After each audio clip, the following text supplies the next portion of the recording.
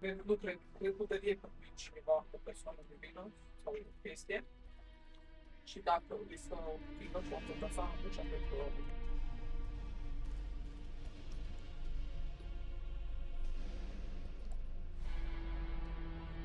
ține de ele. Nu pot să mă abțin să-l bag în ceva chestii.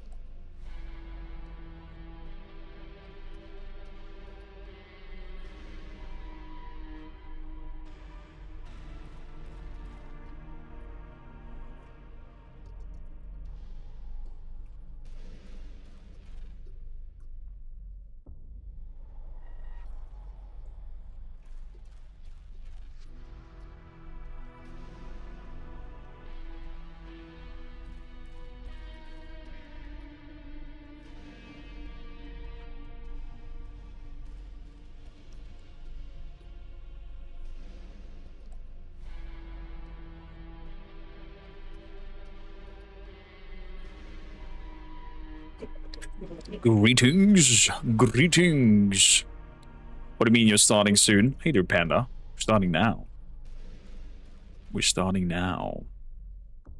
Hello, salutations. So I need a preview though over there. Boom, boom. Beautiful. That we can close. That we can close. And I'm gonna start off having a look at what the Skulls event has been shown for us. Probably gonna skim through a few things. So it's around 40 minute-ish of content. But yeah. I missed the skull event because it was quite late, so we're gonna do it now and have a look for it. Gonna take us around an hour. Then we switch over to Warhammer Survivors. Then we switch over to Boltgun 2, and then we switch over to Dark Heresy, leading ultimately into us most likely raiding into the stream of Alcad. But we'll see. If they need a sound check or something like that, then there's a high chance that we're not being able to raid into them, and rather will have us go into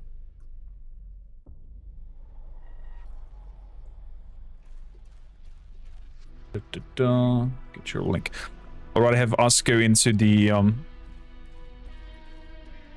sound check and whatnot, and yeah, end stream. But we'll see. We'll see. What I need really quickly is the dashboard.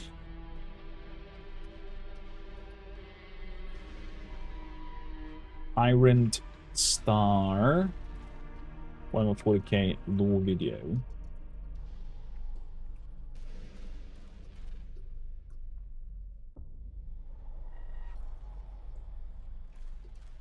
So let's pin that.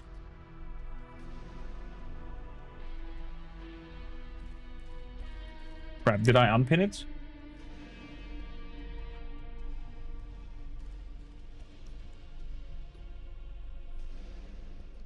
Check out our Iron Star 140K low video. Manually unpin. There we go. Good. With no further ado, let us jump right into it. And have a look at the Skulls event.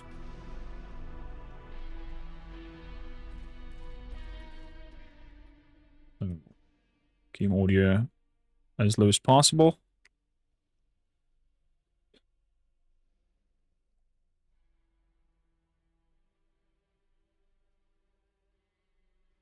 So there we go. Nelly, how you doing? Yeah, we did change the channel name. We had a channel ban on Twitch until now. It took us around 9 months to get everything back. So since then, we've rebranded into Just Norris. And hello, Zotter. Why? We got botted. I reported it, and their system flagged me for that. And ever since I tried to get hold of somebody to actually talk to, because their AI just didn't let me through at all. That involved a law from my side, the Austrian law, and they helped me to get everything back. But lovely to have you here, Mile. Ralik, welcome in. Welcome in.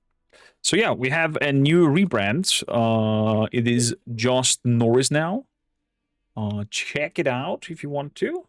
High edited content, and there's Just Norris Uncut, where we have our Let's Plays cut into digestible episodes from here from the live streams into episodes, or reaction videos, etc. is on Uncut, and the live stream are both live on Just Norris Uncut and here on Twitch. So yeah, but best approach will be definitely to hang out in our Discord and stay in touch. Boom, boom, boom. Sorry, dude. It's okay. It's over now. We have it back. That's important. But yeah, Panda, happy weekend. So let us jump into the Scully Bands. Let's have a look.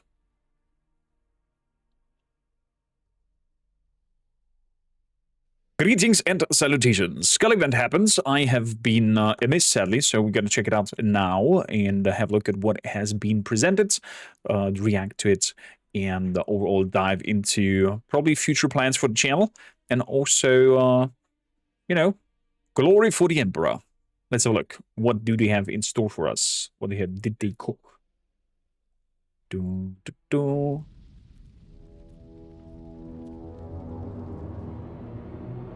Warhammer. 3 minutes until start. Oh, they did not edit it? Okay, fair enough. Let me know if the audio is good. Armageddon, the war world. Its soil is worthless, salted by the blood and sweat of generations. Oh, they have these sounds. War is all that remains. It Ultramarines? rises from the dust and echoes in the sky. A promise, a cacophony of endings.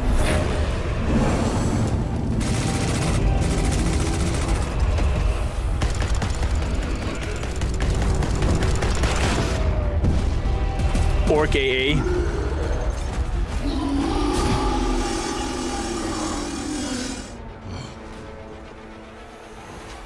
Sanguinius' sons, angels of death. We belong here.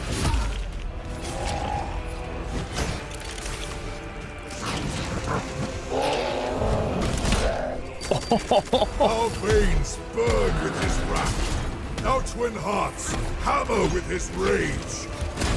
War is all that we know.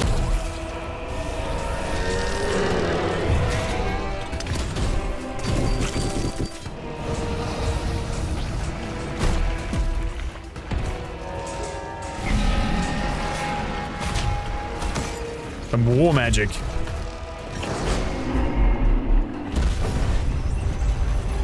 This world must hold. There can be no retreat. There can be no mercy. There can be no peace.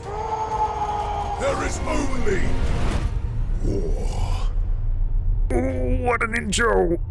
What an intro. Hopefully it becomes a game as well. Or they just made the whole... They just did it for the Armageddon pack? Holy moly.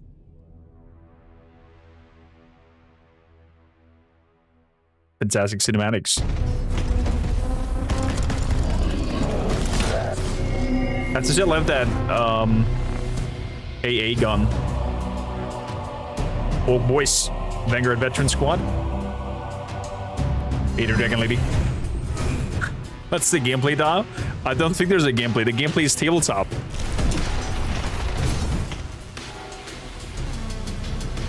The gameplay is tabletop. It's not a video game.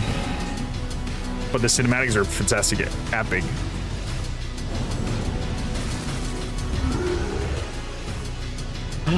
Hater Verdict, Hater Dragon Lady, welcome in. It looks badass. Games Workshop, if you're watching this, send me a package.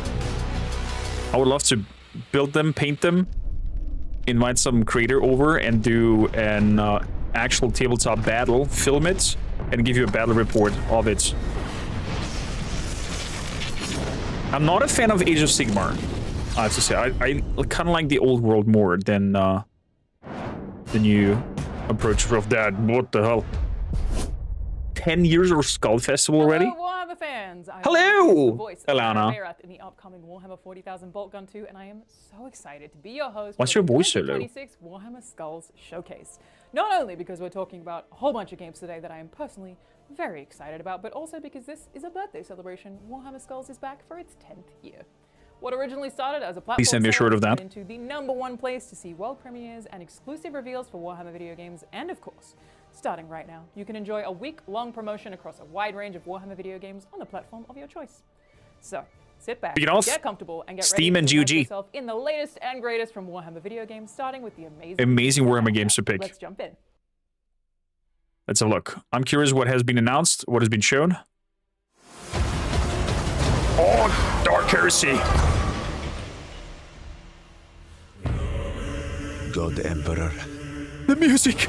I beseech thee, lead us to the final reckoning, and This is good. exact our worth through thy trials.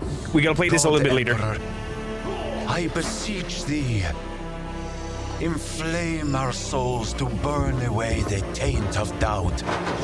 Best Ogre. We offer up all that we are. all that we do, and all that we endure. Challenge thy faithful to go beyond our limits in pursuit of thy will. Impel us through the inferno that cleanses and shapes us, and armor our thought against all Filthy Elder. that is foul and vile to humanity. Let us not rest in false pretense of righteousness, for duty ends only in death. We will smite humanity's foes in Is there an eagle? exaltation of thee, seeking ever-elusive redemption. For innocence proves nothing. Nothing. Yes, we have access to the beta. We're gonna check it out as we are done with this.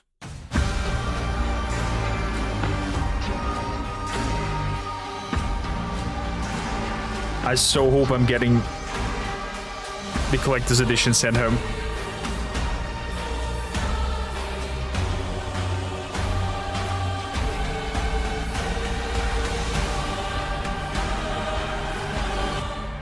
The Cruder is such an interesting species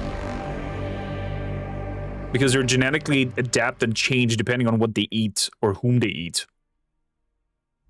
What makes an artifact worthy of my collection? It must be exceptional.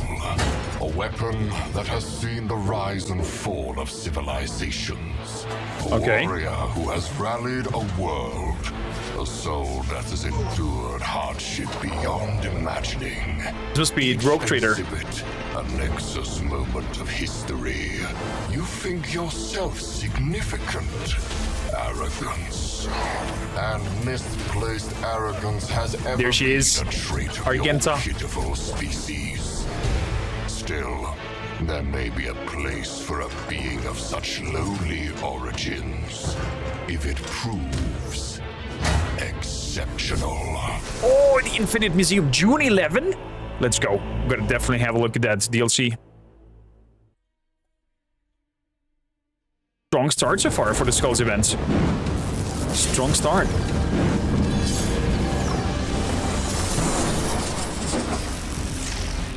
1 to 10 scales. Let me lower the audio a little bit. Dark Angel Veteran. Okay, so these are just huge minis. Man, they look good. But they're probably super expensive. Kidokon says I'm going to buy the collectors, but this is expensive for me. It is definitely expensive, yeah. The Warhammer stuff has always quite the price tag on it. But they're so cool!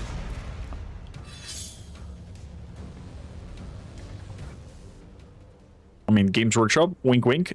I don't mind if I get a Veta Workshop mini over here to unbox. What's this? Oh, that's the Orc card game. Non-consoles.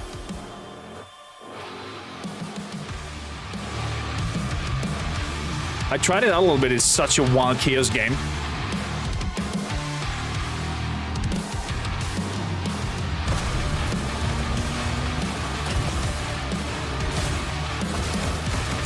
I mean, it could be a fun game to play a community match or something like that.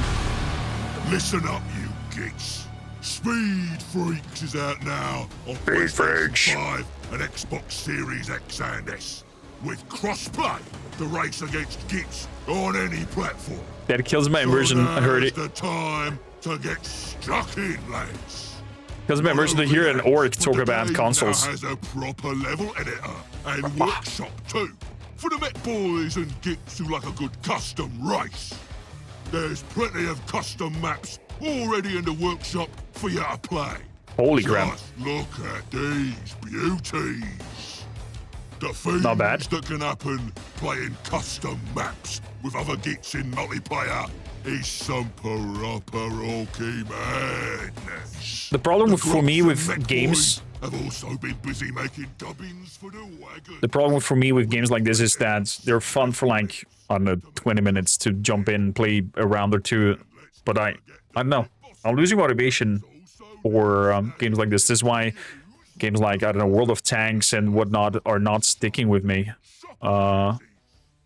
I'd rather invest my time into a good RPG or good strategy game than driving around like a maniac, throwing things at people. I mean, it looks super fun, don't get me wrong. Speed Freak was fun when it came out, but it had a big cheating hacking problem back then. I hope it has been fixed as it's crossplay. Good. Possibility is not. That's always the main issue with online games. That if they cannot guarantee a fair experience, that you lose the fun of it quite fast. Did I try out the Mad Max game? No. Is it good? We had it once on the radar to check it out.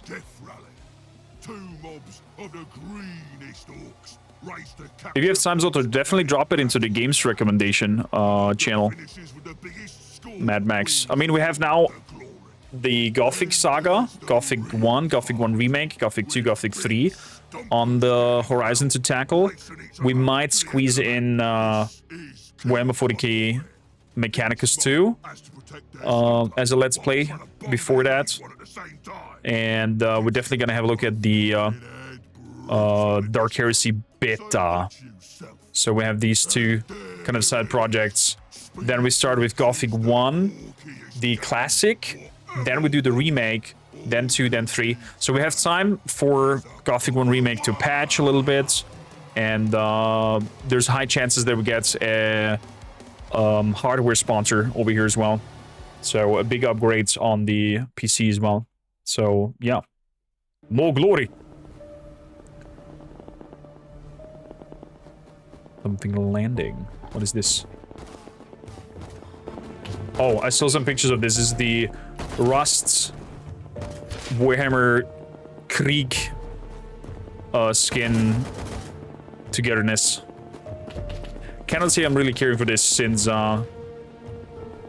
it's not my kind of game, not my kind of survival game. Evil Kid gonna ask, will you be trying out D-Brock Rogue Core? You've been loving it. I've sent out a key request to the developers. I got declined though.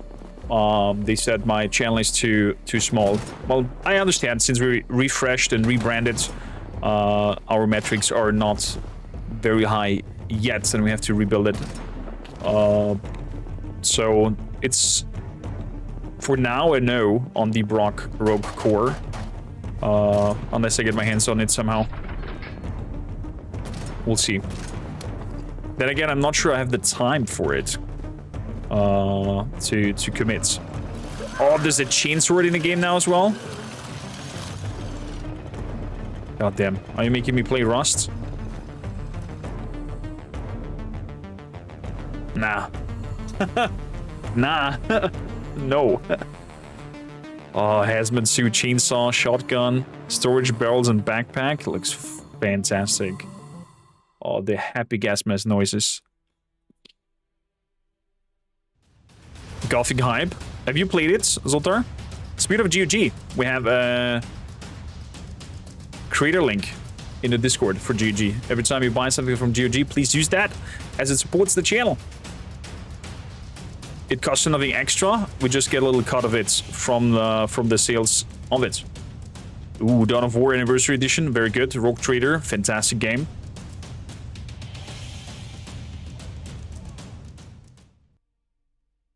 You play the old game a lot? Nice. Warhammer Skulls. Combat cards. Oh god. Armageddon has come. How many Warhammer card games are out there now, by now? I myself played 2, and there's another one coming? Jesus, this is loud.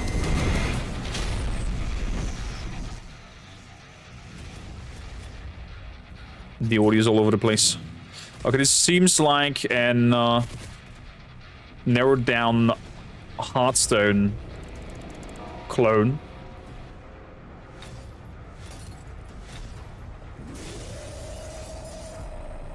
Doesn't catch me.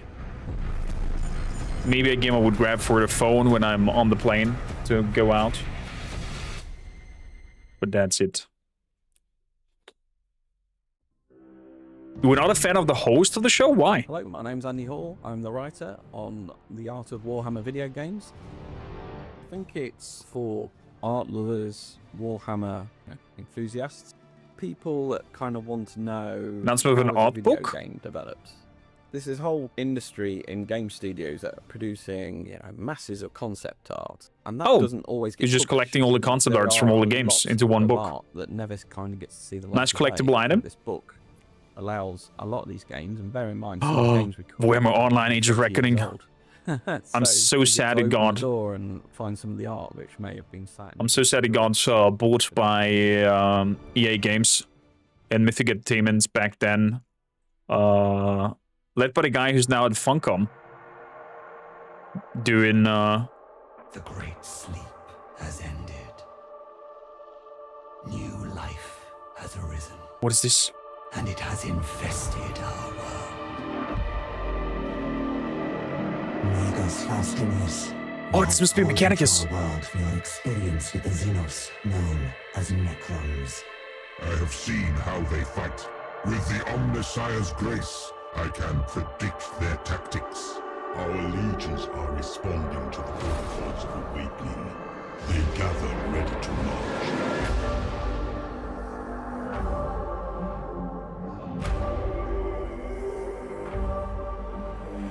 I am accompanied by a retinue. Target acquired. Execution doctrines in effect. All specialists. Negate. Disassemble. Destroy. All worthy of my trust. Conflict is opportunity. Oh! I'm so sad that they didn't have access to the game yet. Purge the faithless! They see in us the face of But yeah, as mentioned, Mechanicus 2 Let's Play might happen as a squeeze in before we start the Gothic Saga. We must claim what is ours from this colonizing. Always looks good. You find yourself in a complex situation. Kin of the Votan. Oh, Boltgun? not permit any foe. This is the first time we see them in game. The Space Wars. It is a mercy they do not understand the hopelessness of their fight. It is the only mercy they shall receive. By the ancients of Mars, by the machine god and the motive force, no logic shall permit the survival of the foe. Oh my god, I'm hyped. I'm freaking out. Destroy me. Here, my history begins. I hope we can play as them and they're not just like backup NPCs or something like that. Oh, Mechanicus. Yes, definitely gonna be a Let's Play on the channel.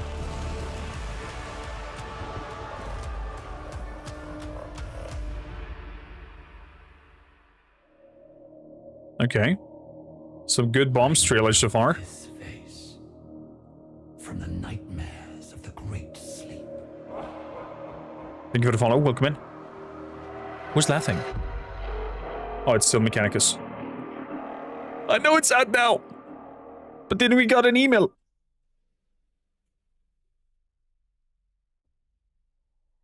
And winners, 1 grand prize. Ooh. We'd have to check that again. How to participate. We have something from a studio that has been a regular fixture on the showcase over the last few years, and this year I'm super. Evil Kinecon says that the hostess has been lying about stuff. Lying about what? Is it related to Warhammer, or is it something Peggy personal? 7. Peggy 7.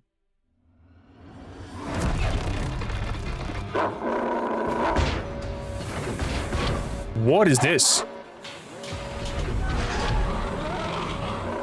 Here's Marines. Yes, Warhammer Survivor! I'm gonna play this later on.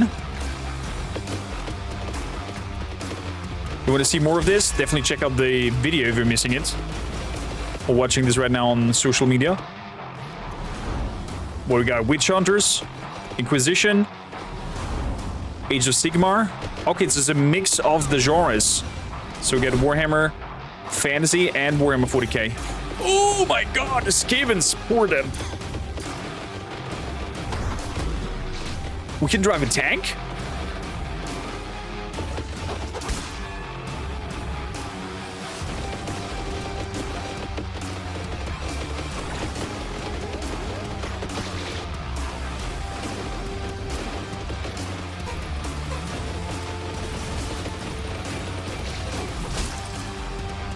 One more thing. We're on mobile too. Not bad. Battle Sister.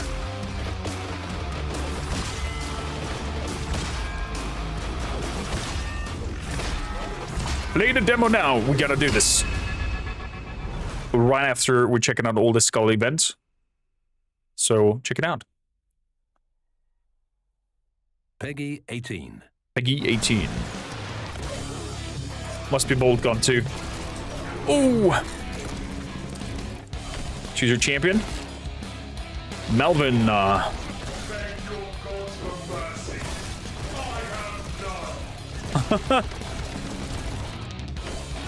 or a battle sister, Nyria. Installing the demo now. We have it installed. Boltgun 2, we're gonna check out, and Warhammer Survivor. The Emperor demands their death. Oh my god, this is brutal. I'm normally not into boomer shooters, but this is definitely something because of its setting that I'll play just for the funs of it. That's how much I love this genre. Nice environmental damage. I am your doom.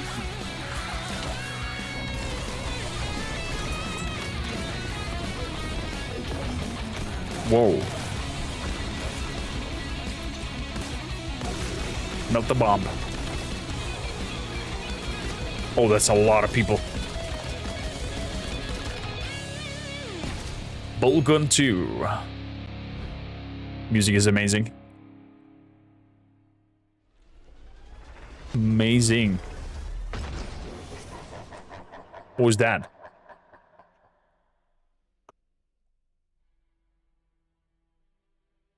Boltgun 2 controllers. Okay.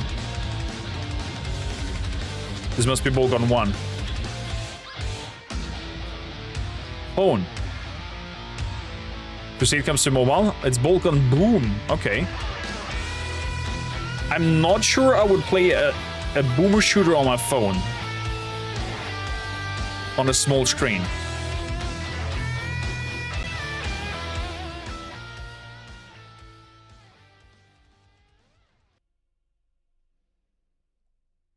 As you know, Boltgun 2 is doubling up the firepower this time around with a new playable character, Nyra Vayrath. I had the absolute honor of voicing this incredibly cool battle sister of the Adeptus Sororitas, who joins the battle alongside returning character, the epic Malum Kaido. I have done a fair bit of voice acting over the last 7 or so years, but getting to play Nyra is especially surreal for me. So we have to stop you right there. I'm curious about that. Evil Kinokon says, she claims she was involved with games, and then people involved with the games came out and refuted her claims. She claimed that the game director of Black Myth Wukong was crying when he did not win Game of the Year, when everyone could see him not. And lots of other things, like she got her voice acting job for Boltgun 2. Okay, so is she not voice acting that character? Is that a false claim, or is in general her claims to be kind of like wonky and not based? I'm sad when stuff like that happens. Makes you lose trust, especially if you then put someone forth into such a position of presenting an anniversary. Cringe. Let's move forward. I've been reading Warhammer books since I was about 13, and I just never imagined that I would get to have any part in this universe, so she's just extra special to me, and I really hope that you all love her as much as I do. You can actually go meet her right now, since the Boltgun 2 demo is officially available to play on Steam. Go check it out. But after you finish watching Skulls, obviously, since we're basically just getting started. Getting started, we're halfway through. Battle Sector! Battle Sector is free to play over the weekends. Definitely check it out. And they dropped new DLCs for Ultramarines and a new mode, the Crusader mode, where you can, capture zones, expand your army, get your points, become better, level up your creatures, your units. very interesting tabletop close gameplay experience. Ultramarines video is, by the way, out on the YouTube Uncut channel on YouTube, if you want to check it out. As well as their DLC prior, where they introduced the Chaos Legion. There we go. Ultramarines out now. We have it covered. Gladius is free on Steam? Yes, grab it. It's fantastic. Official licensed merchandise. I think I want a Total War Warhammer 40K shirt.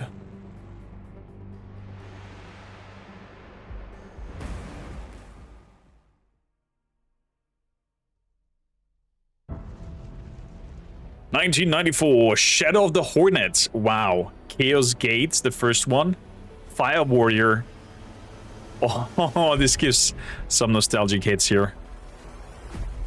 Their legends were written across worlds and ages.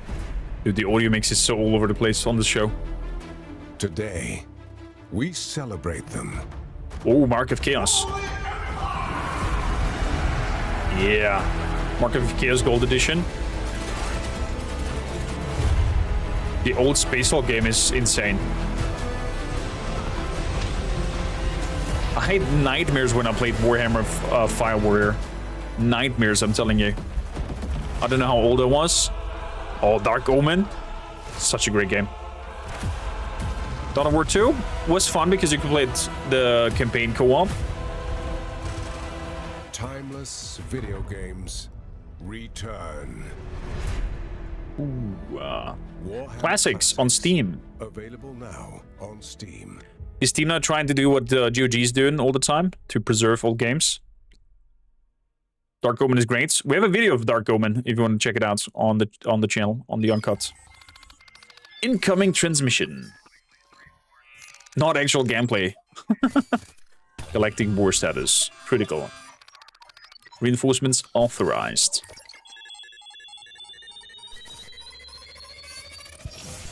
I call it phone game. Hellbot's brand. Wait, what?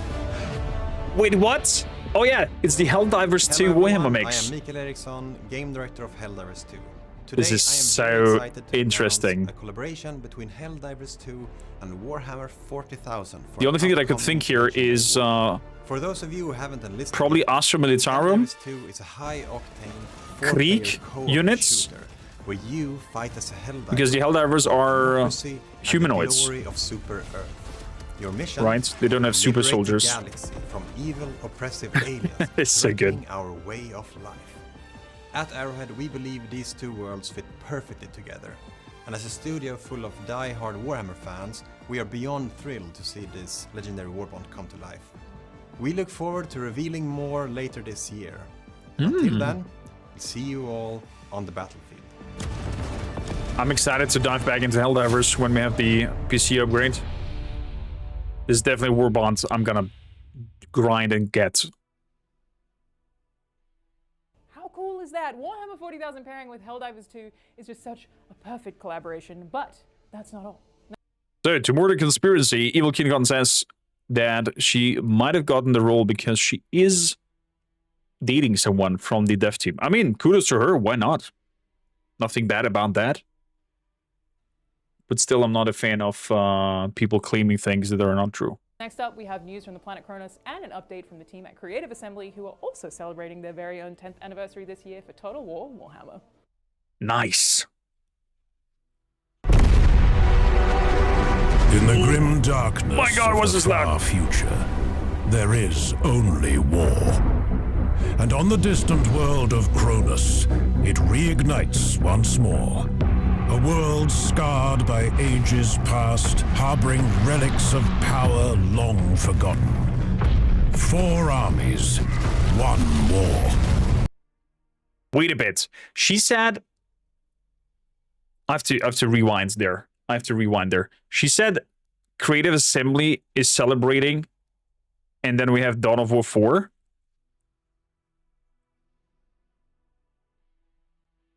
Girl, I think you have your fact sheets not right. But that's not all. Next up, we have news from the planet Cronus and an update from the team at Creative Assembly, who are Oh, also and an celebrating update. their very Okay. own 10th anniversary this year for Total My War bad. Warhammer.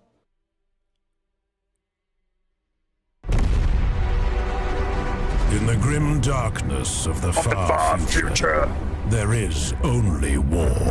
Give me Dawn of War And on 4! the distant world of Cronus, it reignites once more. Okay. A world scarred by ages past, harboring this is sexy. relics of power long forgotten. 4 armies, 1 war. The Space Marines, the Adeptus Mechanicus, the Orcs, the Necrons. Duty, knowledge, brutality, annihilation. What kind of faction do you guys want us to play first? Begins September the 17th. But on Cronus, war does not end with a single campaign. Over time, Okay. the conflict deepens, beginning this fall with Crusade mode!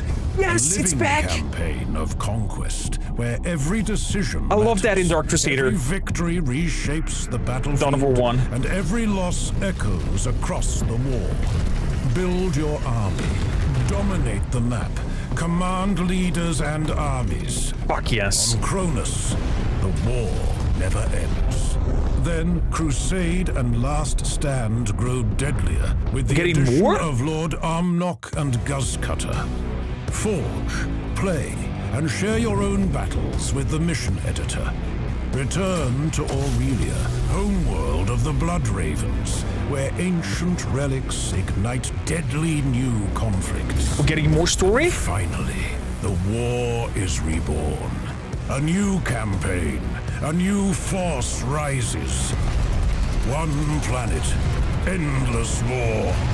Cronus remembers only victory. Oh my god, we are dining well. We are dining well with Warhammer games. September 17th? This is a little bit after my birthday. Definitely. We gotta do a full let's play of the story and the Crusade mode. We gotta become an RTS channel, I'm telling you.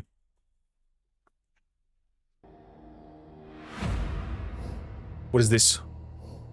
Oh, I see. Was this YouTube's, whatever they called, these little miniature things? Not a big fan of it. You heard the same thing of it? You heard the same thing, Panavision? I mean, probably she got a script that she's reading off, so it's not her fault if communication was wrong there. I don't want to give her credit, right? But I don't want to, like, bash on some person. Not this kind of guy. U2s, that's a word. They look kind of cute. I hope that the eyes actually glow, like in the showcase. Secret Lab. A Dark Angels one. Chat, everybody watching. I love the art direction, but don't get racing chairs for you at the office. Racing chairs are bad for your back. Unless you are a spaghetti monster and, I don't know, weigh 60 kilograms. Racing chairs are not good for your back. Necrons.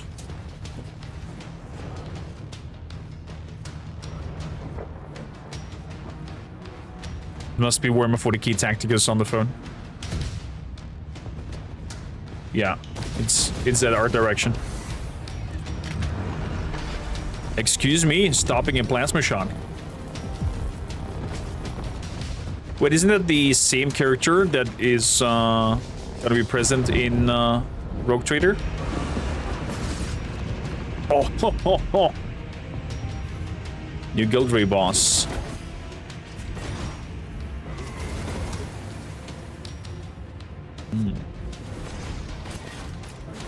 There's also a code if you play it. I tried it, but it's kind of too grindy for me.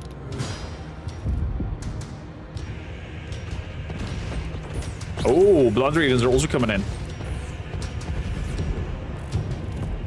Captain Cyrus.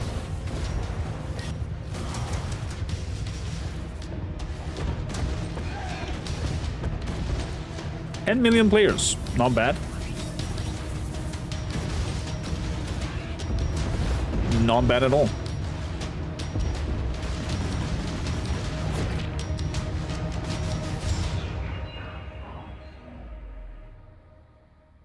Tactical Skull 26 is the code for it if you want to use it, if you're playing it. Go for it. Oh, I need to watch this. I've not seen it yet. It's on Warhammer Plus, right? With the Battle Sisters. This is my only chance to atone. Exactly. Then be sure you don't waste it. Welcome to this new series of Trazyn Tesseract Trials. Arena of Death. Oh no! Oh. Man, I love that they're doing tabletop games. We wanted to make this a momentous occasion. Thank you for the follow. Welcome in. It's one of my personal favorites we've done. It's got detail everywhere. It's just awesome. Some good coloring. Can you just pick one of your 3 brushes? Excellent. That's the only brush you can use for the next hour. Oh. Challenge paintings, fair enough. Warhammer Plus.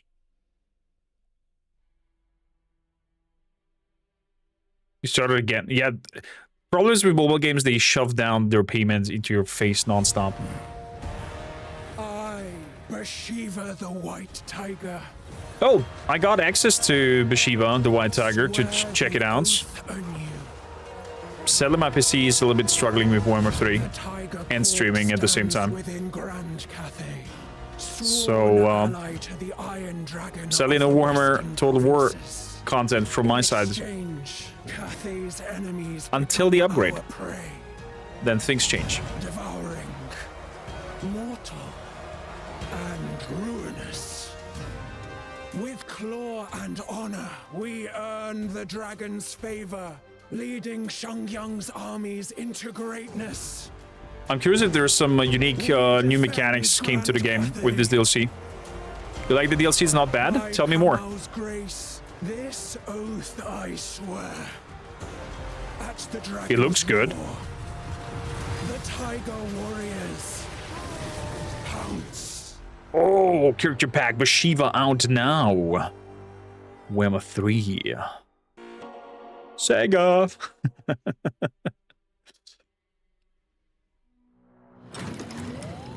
Initializing.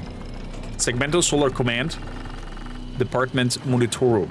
Threat Xenos. Orcs swarm across our world. Orcs? The hives, the regions, the continents are infested. The planet, the entire subsector bleeds. A theater of endless war. There will be no retreat. This world belongs to humanity. We Vermilion. will drive the invaders back, and this old man will make Gazgul pay for every bloody step taken upon Armageddon. The Emperor demands it. I demand it. Alpha Warzone threat level total. Are they digging out some sort of old library between Gazgul? Oh, are you kidding me? It will be part of Total War Warhammer 40K.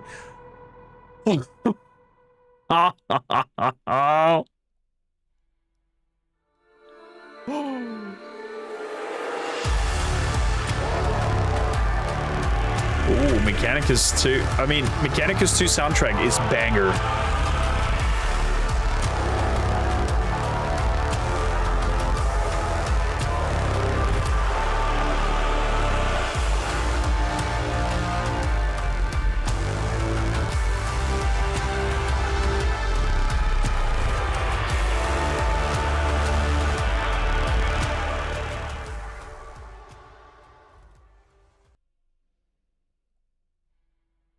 Now, as always, we have saved some of the best for last. Space Marine 2 gets a big update, something is stirring in Darktide, and an old favorite gets a sequel. And something else is sneaking around in the shadows too. Probably it's just cosmetic DLCs. How is that the best for the last? We have lost contact with the Mechanicus facility in the Kadaku swamps. Purge the Xenos and reclaim the facility. 3 updates. That's fair. What are we getting? New operation. The remaining eyes. The barrier defies us still. Let us visit death upon our enemy. A Bolt Carbine sidearm, nice. A Power Axe, yes, finally. A chain sword. A plasma pistol. Brothers, we put an end to this together. Nice. Practice arena, not bad.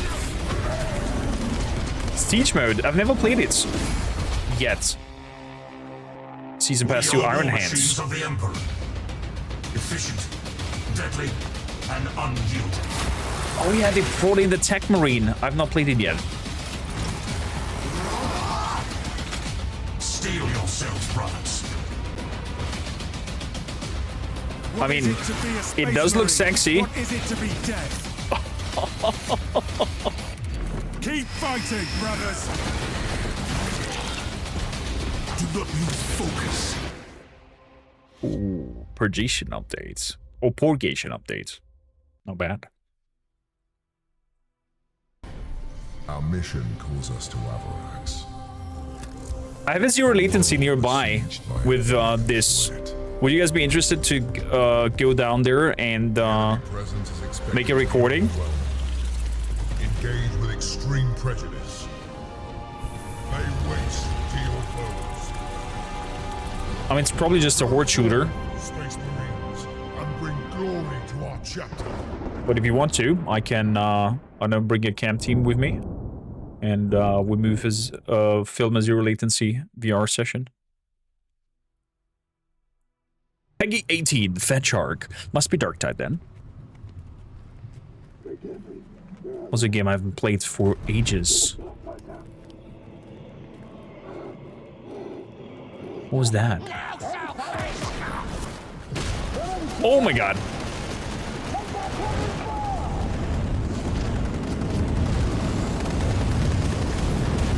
He straight up lands in there.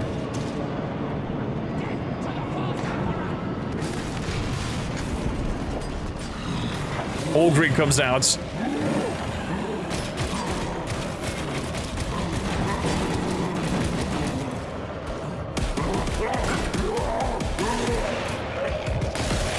Oh my god.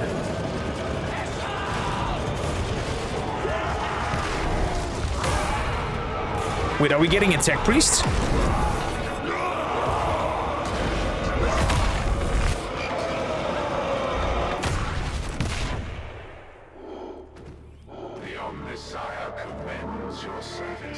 Oh!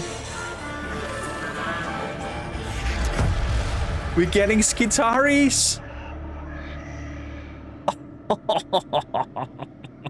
Dude, we're dining good with Warhammer galore. Look at that. Look at that.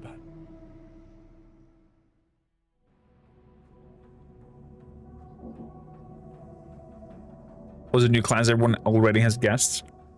If I would have to describe the Skitari class in one word, I would probably say cryptic. The class that I've been wanting to make for years. Fantasy pleasing. The hype is real. Hi, my name is Victor Magnusson. I'm the design director for Darktide. So the inspiration for bringing Skitari to Darktide was actually, it was one of the first classes we ever imagined, or it was part of the sort of initial ideas when we started talking about classes for Darktide. Mechanicus, okay. Something Mechanicus related was always on top of our list. It then later turned into Skitari. Right, KinoCon, there's a lot of stuff coming out next week, next month. My name is Gunnar Kolnitz, and I am the lead class designer on the Skitari. I am responsible for the talent tree and the abilities, as well as overarching vision. The Skitari plays multiple roles, or can play a variety of roles in the gameplay experience. We've tried to make it able to fit any composition. So, well, because of the sort of the lore, they are being built towards a certain purpose. We want the players to be able to build their characters towards certain purposes as well, and these purposes could fit any role, basically. My name is Matte Rusk, and I'm art director here on Darktide. Staying true to the visual identity of 40K has always been a cornerstone in Darktide's visual development. I don't see that as a big change from going from class to class or from when we did the main game, but I don't think the stakes has been higher than this time around. We're dealing with a very important part of the lore right now, and we have tried our best to stay as true as possible to what the Skitarii is. I'm Juan Martin. Fair enough. And I'm the executive producer on Darktide. What I'm Hello, most Juan. excited about players getting their hands on Skitarii is that they get to experience the Adeptus Mechanicus and specifically the Skitarii from a perspective that players have never seen before. Darktide really brings it down into their grimy world on a perspective that hasn't been seen before, and I think players are going to love that. I'm definitely down for it. Was it June? Man, there's so much stuff coming out in June. I agree, KinoCon. It is insane. Oh, the Darktide music.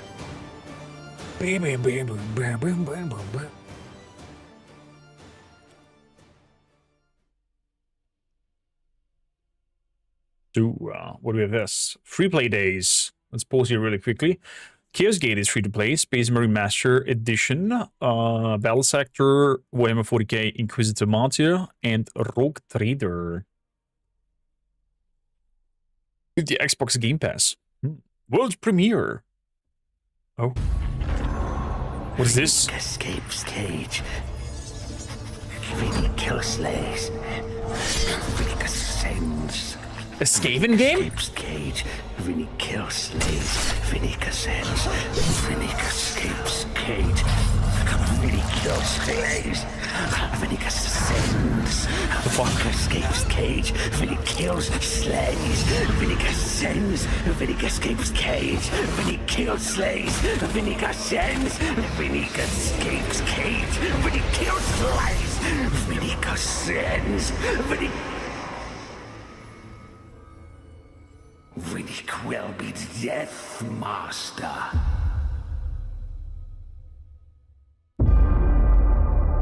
Death Master, Warhammer Age of Sigmar. Oh, it's gonna be a side stroller. Oh, what a... Ooh. Oh, fuck. Oh. Death List now, 2027. I always find it strange that the Skitarii, when Rogue Trader is getting, they added the Peggy Beatus. 18. Oh, Peggy 18. The Xenos descend upon our Gene Stealers. worlds with claw and teeth. The alien threatens our worlds, our lives, our Imperium. Now, orcs. Against this unending tide, we make our stand. Dark Templars. And with hatred, we make our vow. Suffer not the alien to live. What is that? Chaos Gate? Death Watch? No way, we're getting updates for the XCOM game? For the enemies of the Imperium, there is only death. They scatter before the fury of the Death Watch.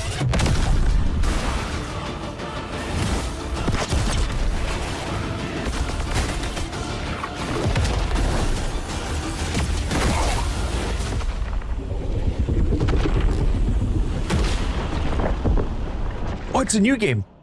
Okay, I'm down for it. I'm down for it. What a showcase and what a finish. I am so stoked to have been part of this year's World. Not only celebrating 10 A series of silence and finally give us some news and couldn't be happier about the news we got. Wishlist, Oh, and wow. a Boltgun 2 demo to play. Plus, Don't forget about the week-long sales. It is a good time to be... Okay, so that was the Elds. I'm sorry, I'm not interested for the roundabout of it. But quite some banger releases here for the anniversary, I have to say. I would have hoped for Total War to see a little bit more, but I guess it's still in production. But Total War, Warhammer 40K, Dawn of War 4, Mechanicus 2, Chaos Gates, and some more will be finding their way to the channel. So, yeah, if you are into Warhammer games, then I think it's one of the best channels to check out. Subscribe and do follow and do the whole good things, you know? Love ya. Thank you for watching. So that was for the Skulls event. Recording. Now we're jumping right into our first game. So, in Warhammer Survivor, I do the verdict. Chaos Gate Demon Hunters is my favorite turn-based tactical, so I'm super stoked for this. Me too. I love that. I love that. I don't have an series recorded on my channel, so I think we're gonna replay Chaos Gates at some point. Maybe before the new game drops. I'm not feeling confident to play it on the highest difficulty. But we can talk about it. Just hit Diamond League. Nice, congrats. How you doing? Fantastic. I'm doing fabulous. I'm excited to be later on a special guest for Alcad Games stream at 5, where we are digging into Dark Heresy. We're gonna be digging into Dark Heresy today as well. After Boltgun 2, we're gonna try out Warhammer Survivors first, then Boltgun 2, then Dark Heresy. Does it matter which difficulty you play on? Not really. It matters for me just that I want to have a challenge, and we finished it already once on I think normal difficulty. So.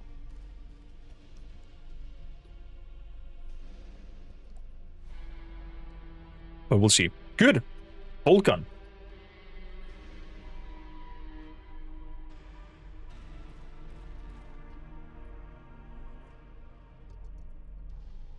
These are pretty noticeable jumps depending on the strategy that you use. Like stun builds struggle a bit more on the higher ones until you get like super good loot.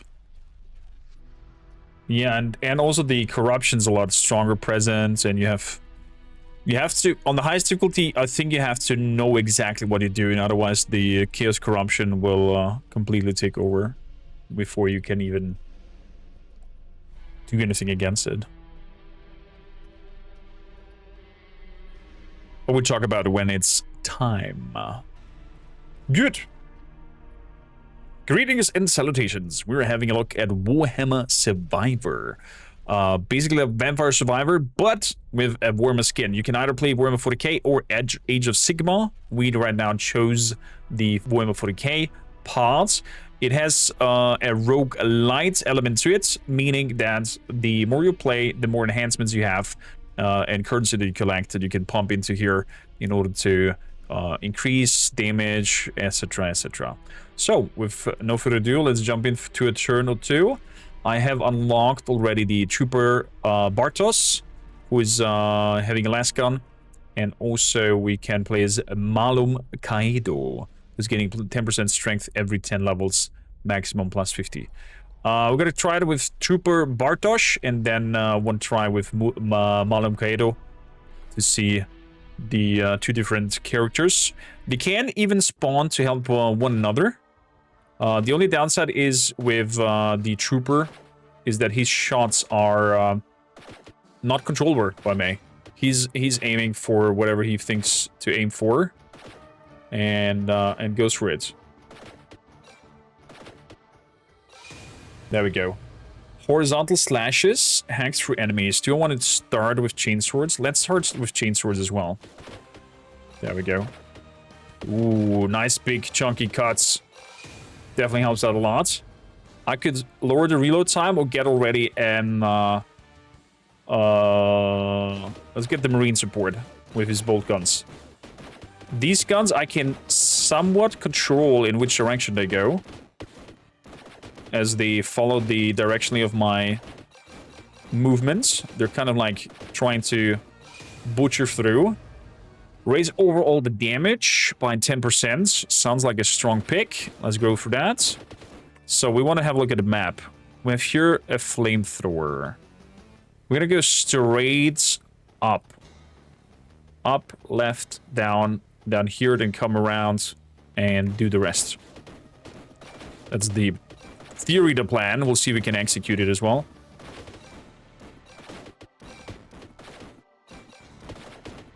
These were being quite strong. Are we moving the... Yeah, we're moving good. Let's destroy that egg. Ooh, look at that. Keep it at bay. Keep it at bay. There we go. He's dead. First chest. What are we getting? Doom, doom, doom, doom. And a bolt gun upgrade and 170 coins. Fire one more projectile. Okay, our guns are not double dunking. Movement is good. I'm gonna keep pushing upwards. So, one more projectile, or increase the enemy health and quantity by 10%. Let's keep the Chaos Sigil for a little bit later. Let's have 3 chainswords popping out. Very powerful.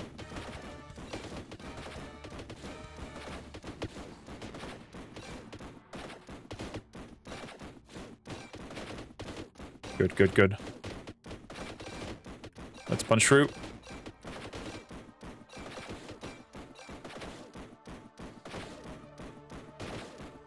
Nearly leveled up. We're nearly there at the chainsword.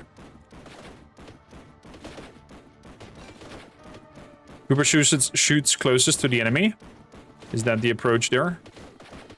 I have a feeling that these shots are kind of random at times.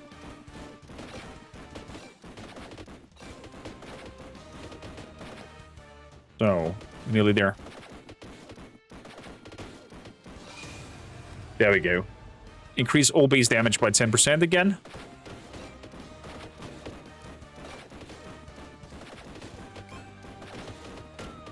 Oh, got a little hits.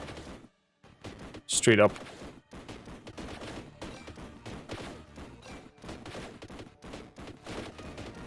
Straight up.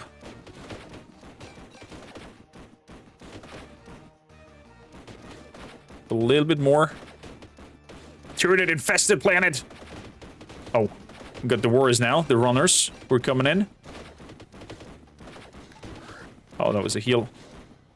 Base damage up by 5%. I'm gonna go for getting that oil over there.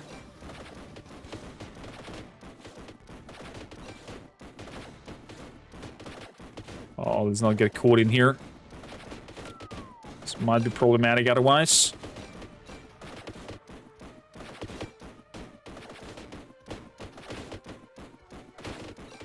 There we go. Got him. We won that chest. I'm getting another bolt gun upgrade. Fires one more projectile, and base damage is increased. Might come in handy. Oh, look at that. Our gun frequency is a little bit more. So, let's make the White Dwarf with experience gain. Looks like they're being a little bit stuck at the bastion down there. So some structures are potentially good to use.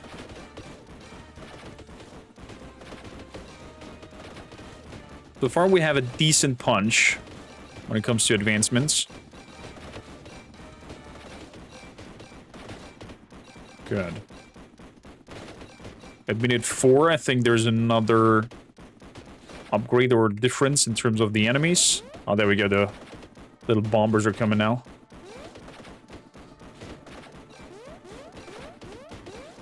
Cool. That was close.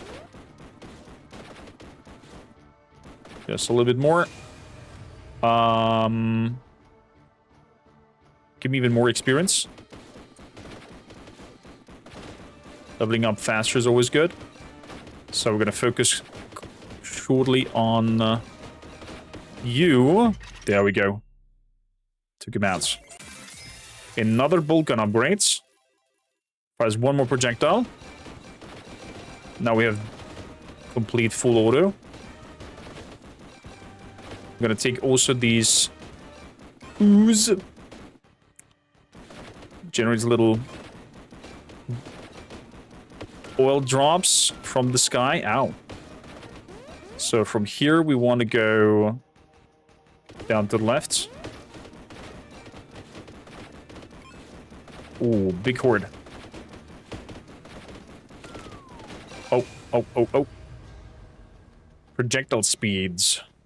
10%. Let's do that. Oh, we're getting swarmed a little bit. Something big is there with them, because they're turning red now. So they're getting some sort of psychic link. Oh, there we go. Got a big one.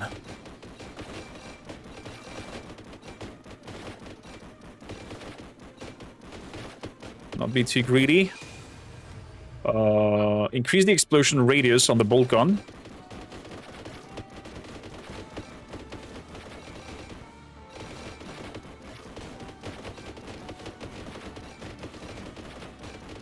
Can we please get him? I want his chest.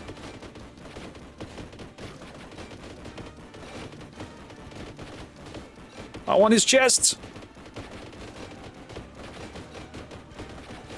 There we go. And everybody's freeze because they have an hyperlink with them. And oil upgrades. That's pretty good. One more oil drop on the ground. Yes, and we want another white dwarf. A D6 could be falling down that explodes. That's pretty neat. Okay, we have another one. Oh, this is problematic. Oh! This was nearly our death.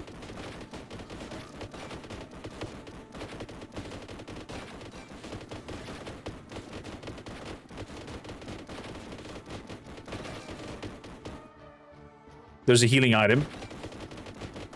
Not far away.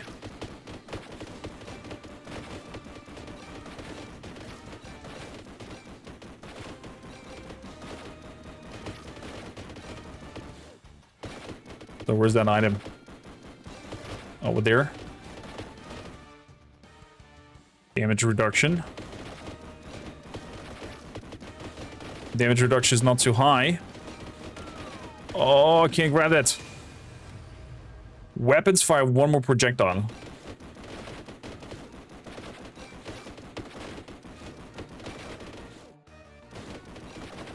So let's see if we can survive getting through here to get that heal up.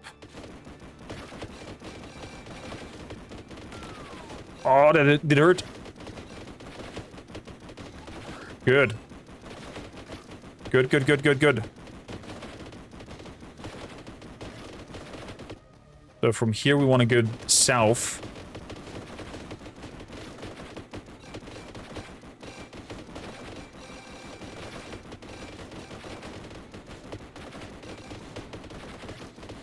Fantastic. We're taking that. Size attack increased by 5. Didn't grab the box. Ooh, fists. Base damage increased by 10. That's a big plus. Let's go again for the XP boost.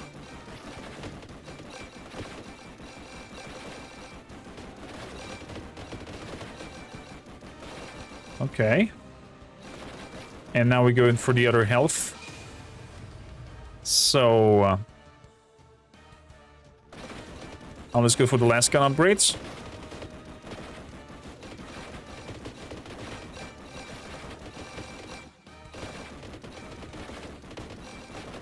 Oh crap. Punch through. Oh, we have a psychic one now. Additional trooper. There's the health. Good. We're in a decent-ish situation. Oh, the Psychic one is shooting. So from here we want to go south.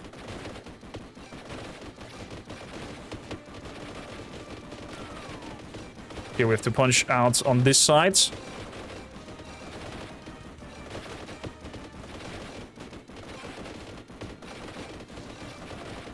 Good so far, good so far, good so far.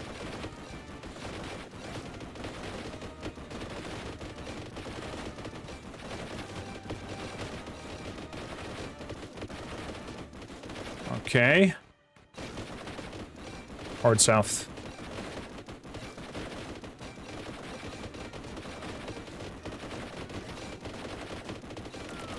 Oh no!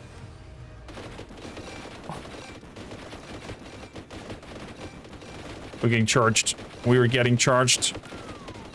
We're missing the speed. Oh my god!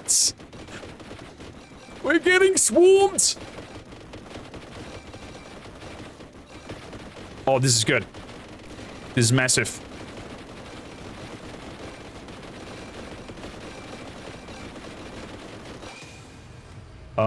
Additional trooper.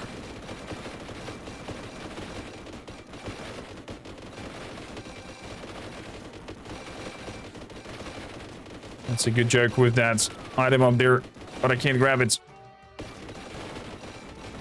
I would love to, but there's too many.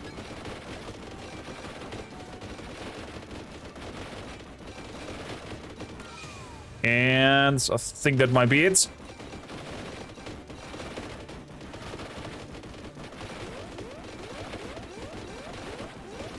What is following us there? Oh my god, we have artillery coming in already.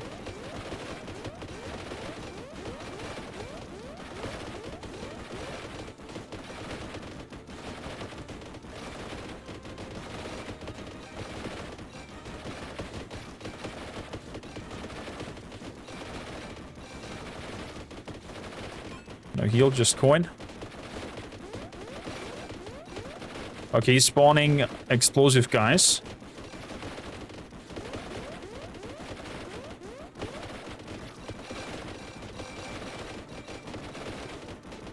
Can we get you? Can we get you?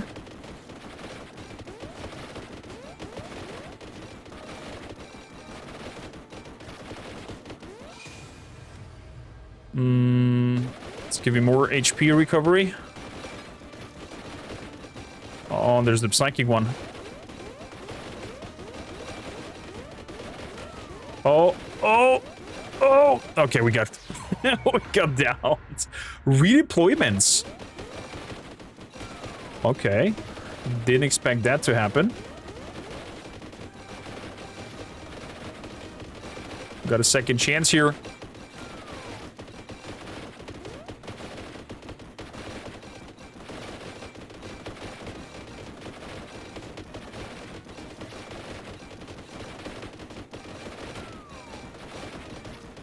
Got a second chance.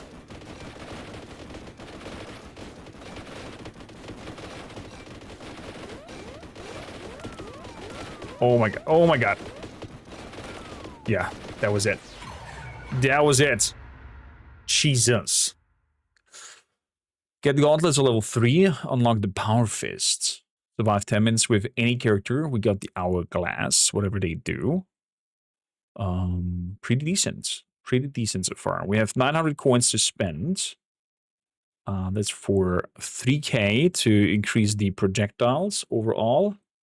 I like the range of collecting items to be a little bit bigger. 2 times. So that would be a little bit easier. Wishlisted already.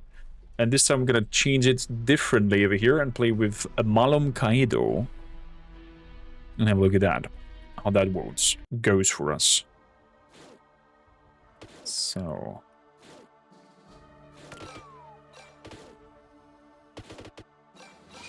There we go. Why not? Let's have the Laskan Trooper straight up from the beginning. Is the layout the same? The layout seems to be the same. Ish. Okay, I'm gonna go again for the weapon upgrade at the top.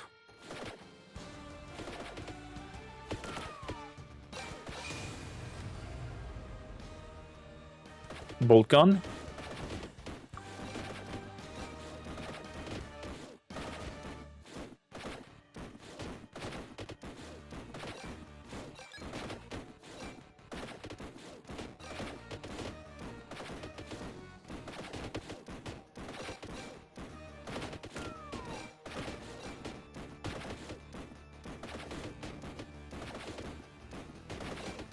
Good, beautiful. Oh, didn't need that heal.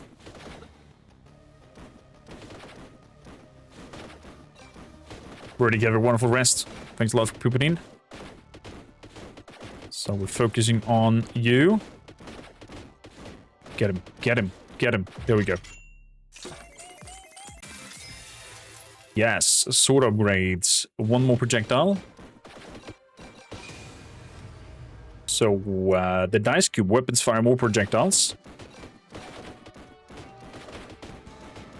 Look at that, we get 4 chain swords now.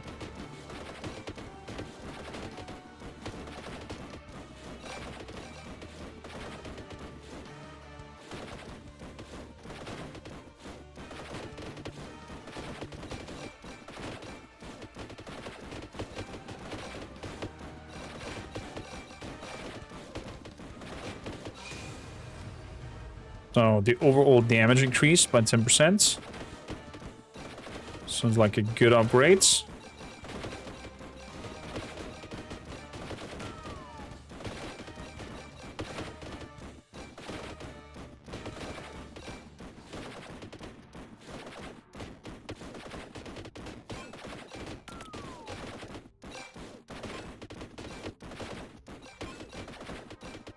Very good. Gold arriving there.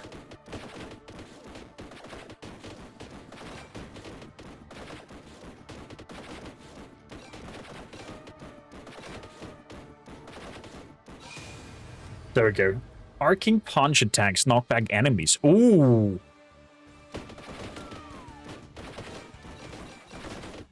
Look at those fists coming out now.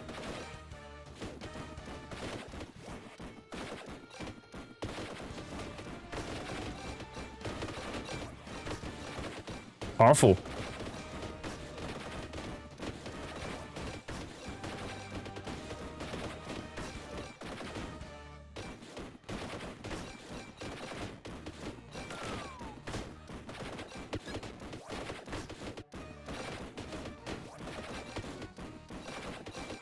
Very strong in its damage. Not bad. Not bad at all. Less gun upgrades. Reload time reduced.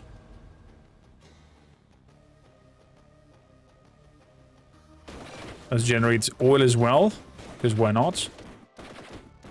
Let's go all out on the weapon types.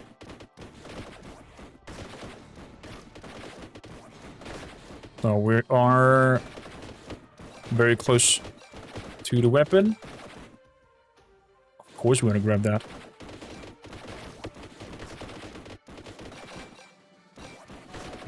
Now we go into the oily.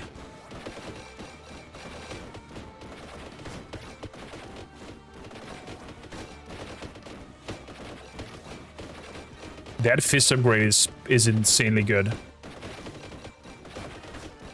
Keeping them at bay. Let's get an additional trooper.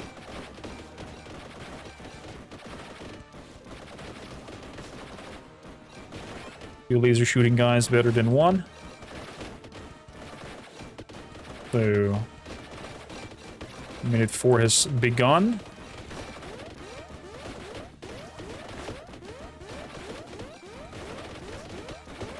Oh my god, look at those punchbacks.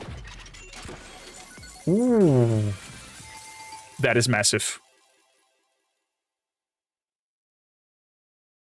That is massive. We get more fire projectiles and the dice as well. Look at that. Look at that auto fire now. So, let's go and grab that oil. Increase the size of attack.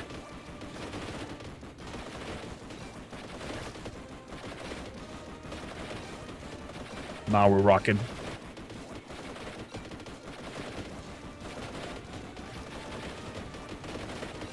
Now we're rocking.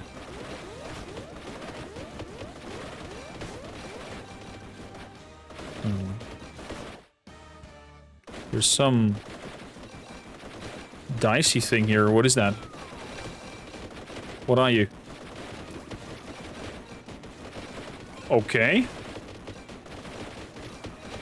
Collected something, but I don't know what it was.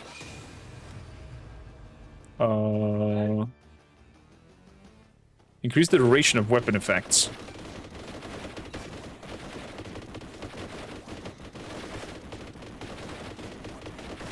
So let's hit him. Hit him hard. There we go. Boltgun increase. One more projectile.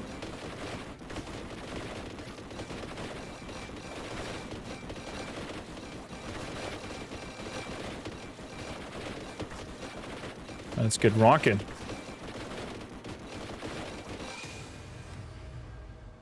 Attack size of the chain swords. And damage. Okay, okay. We're cooking. We're cooking. Let's grab that oil from up top.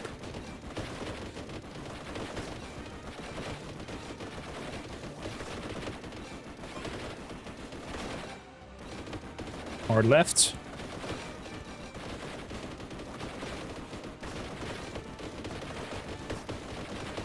Let's grab some more. Size of the attack. Okay, let's focus on killing that dude really quickly.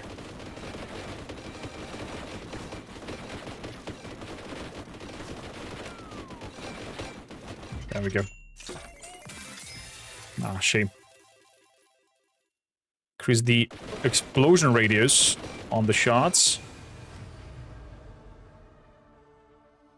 Size of attack increased and base damage of the last guns.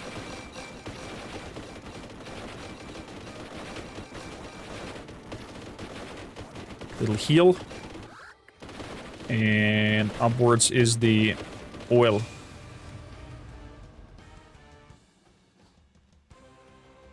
Lightning bolt. One more and the size increase of 20 on the oil. Oh my god, look at those oil pots dropping out everywhere. So we want to go slightly to the sides.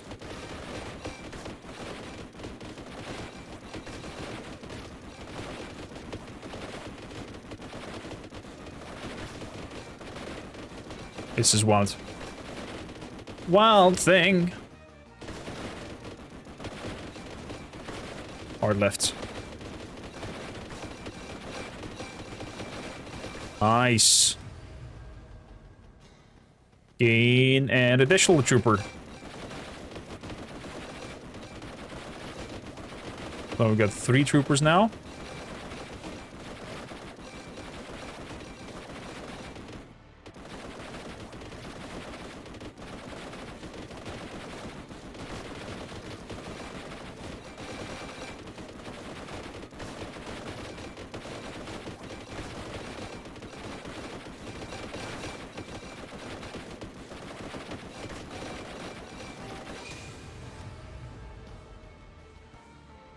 Let's increase the damage.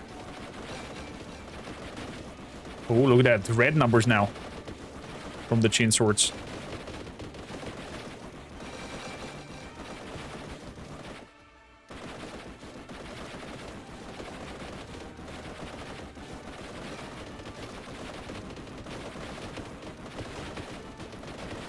Good.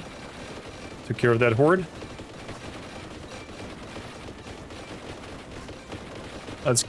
Let's focus on that psyker. Oh, that was fast.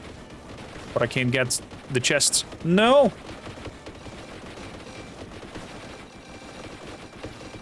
The loot has been denied to me. Reduce weapon reloads.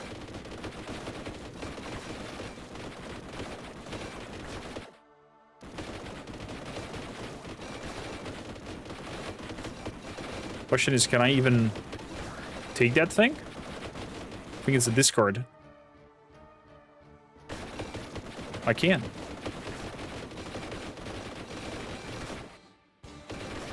So let's go down to that flamethrower.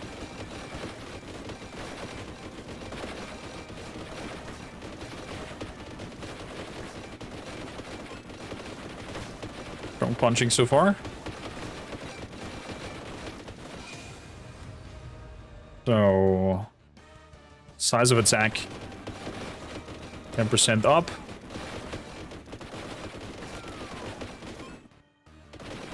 Yeah, it's straight down.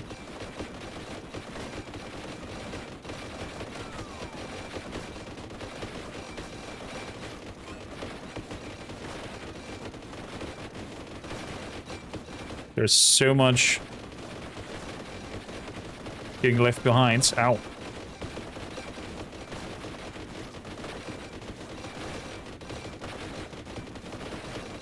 Whoa. Let's increase even the chainsword size even more.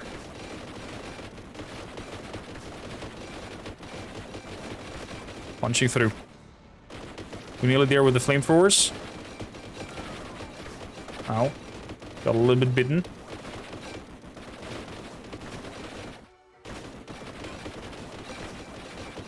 Straight south. Ow. Got some more bites again. There's the flamethrower.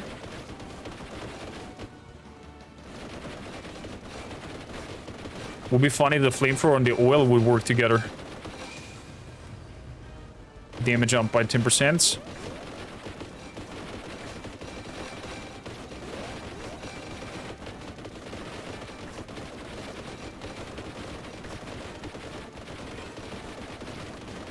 Please die, artillery. Come on. There we go. Ah, such a weak upgrade.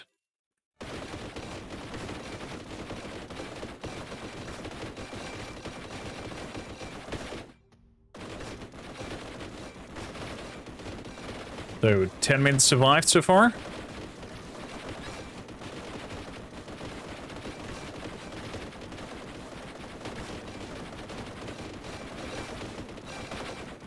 Get it all.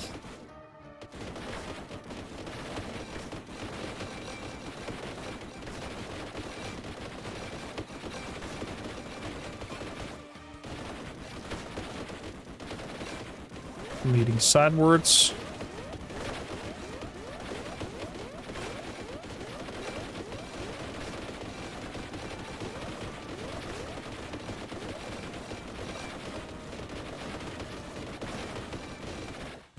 Good.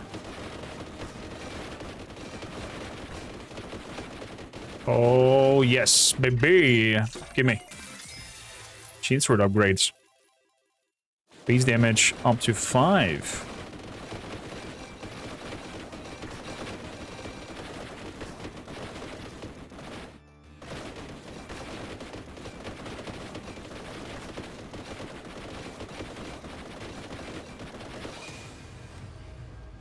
Base damage 10%.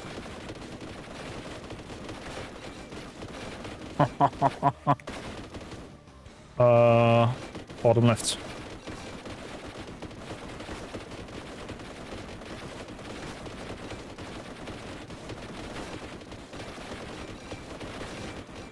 Good of the bits.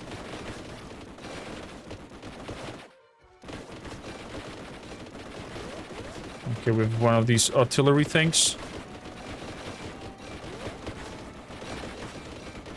Push him over there. Of course. I'm taking that extra XP. Shoot him to bits. Come on. Come on. A lot of HP on you. But dead. Ooh, big treasure chests. We're getting projectiles. We're getting more XP and faster reload.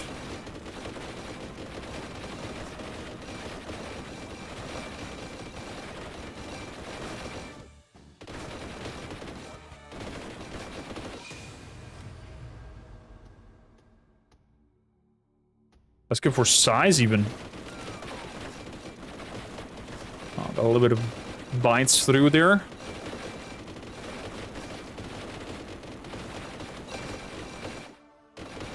Oh, we're close to that whatever symbol that is.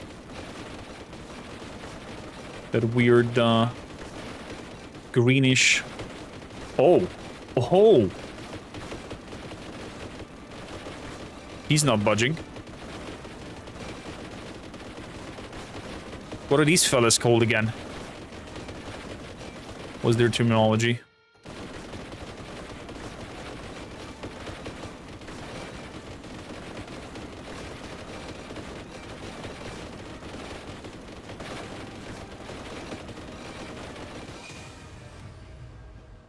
So, power fists.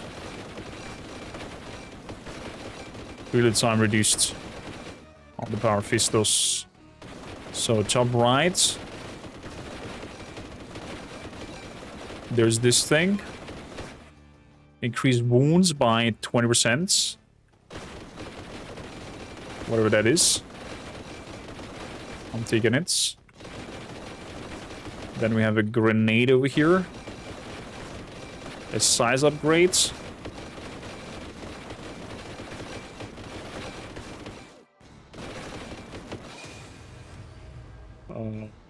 Arc grows 20 degrees. Wrong.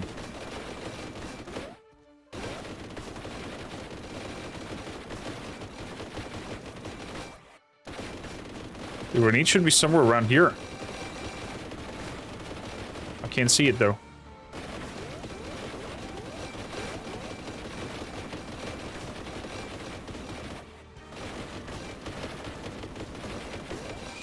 The grenade missing. Size of attack increased by 25. Piece damage up as well. Oh my god, look at those mega fists now.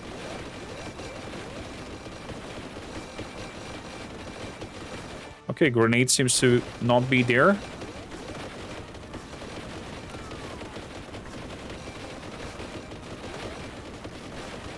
Gonna push into the artillery. Nice. Damage increase.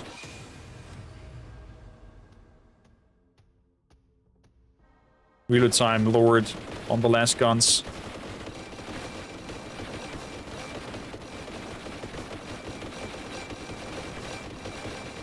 Now we're talking. It's 15 minutes max. Oh boy. Get an additional trooper.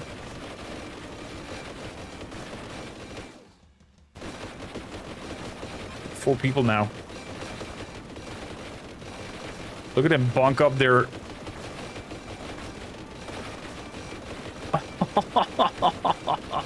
Is this crazy? Power fists.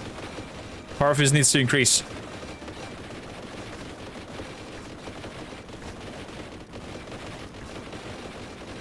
Oh, he's fast.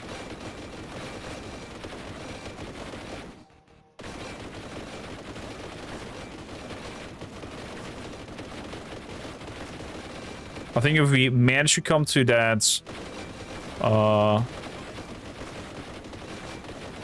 do you call it? The magnets. And all of these skulls that are somewhere around. Let's increase the damage even further.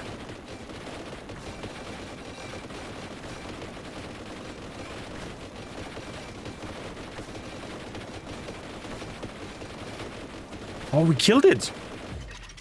Please be good. Plus fist increase. Arc grows even 20 degrees more.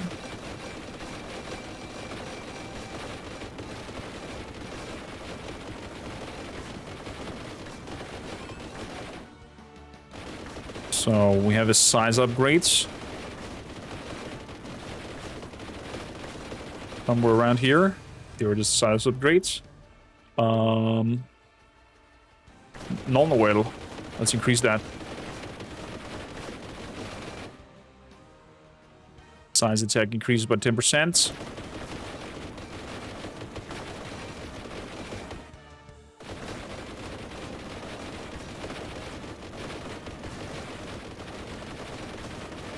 Lots of these warriors now.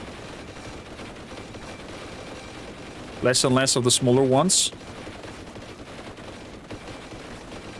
Starting to send in the elite, it seems.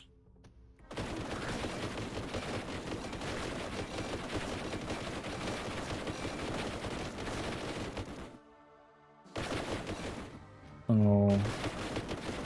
Let's move to the sides. There's more.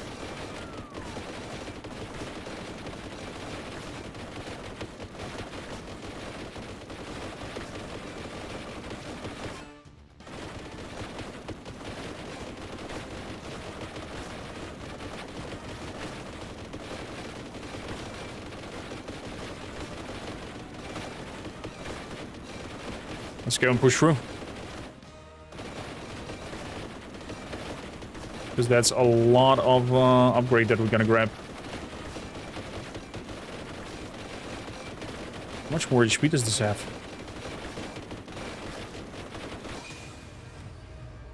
Size attack increase. 20%, there we go. Oh, big chest. 5 items. Max health increase by 20. Max health increase by 20. Chainsword. Projectile speed increase.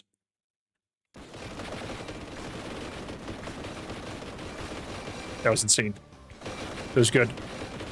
Didn't pay attention there and got munched upon a little bit. I don't want to return for the health. I'm focusing on that. Wild magnets. That will give us a big boost.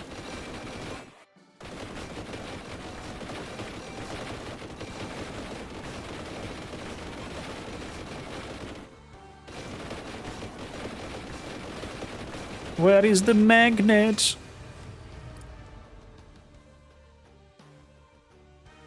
Let's go for another Power Fist upgrade. There's the magnets. Oh, baby. Bring it. Yeah.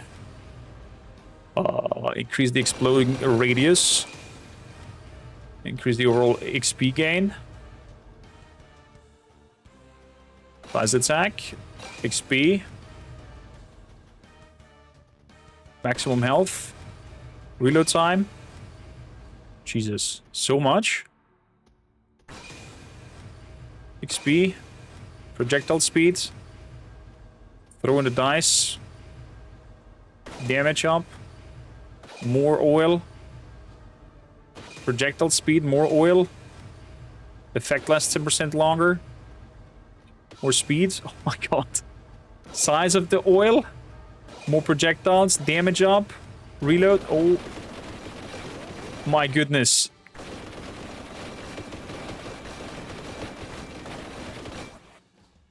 Effect lasts longer, 10%. Fuck yeah. Look at all these dices now coming in. The D6s.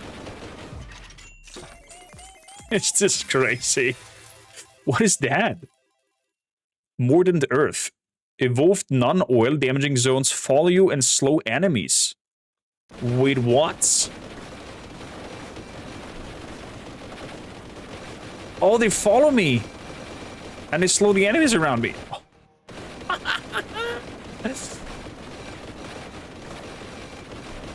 Is this nuts? So, where's the Boltgun spear? Damage up by 10%. This is now becoming slowly problematic. Because it's just big warriors coming at me. I need that beer. So we have HP recovery now. And now what would be great is another... Oh my god. Hope I'm not gonna kill my PC.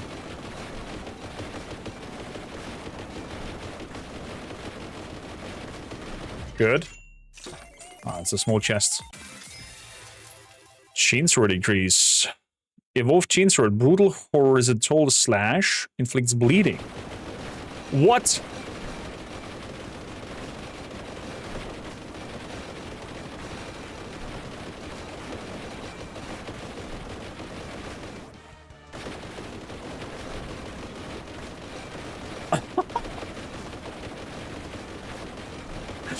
Okay, so my base attacks got upgraded.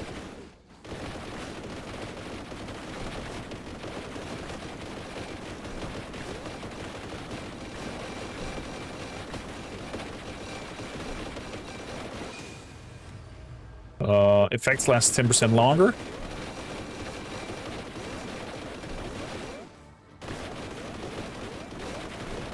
Is this wild?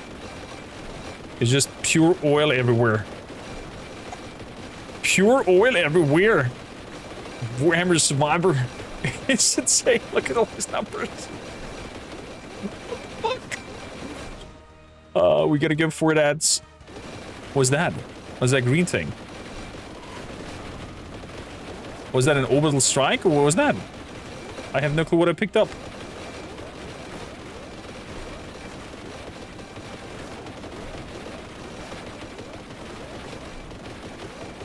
So I'm looking for the boots, for a little bit of walking speed. Base damage up.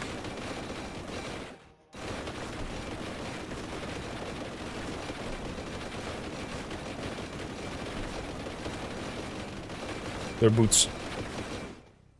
Character moves 10% faster. Accepted.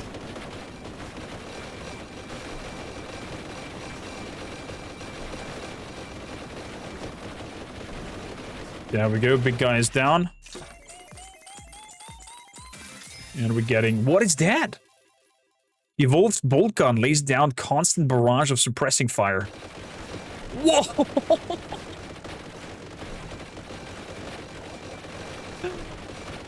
Full on Taka! Brrr. And flamethrowers now. Is this insane? Look at that. Look at that combo! What the fuck? Okay, we want now... health recovery to be a little bit higher.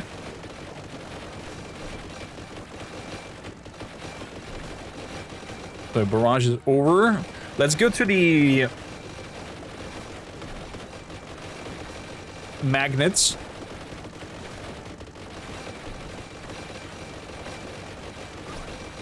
There we go. So, one more projectile.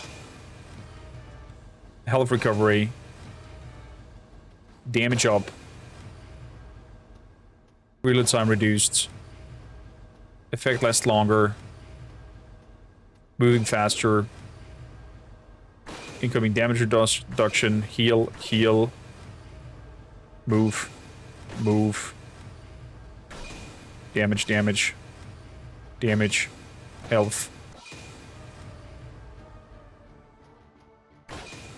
Oh, we're at max level?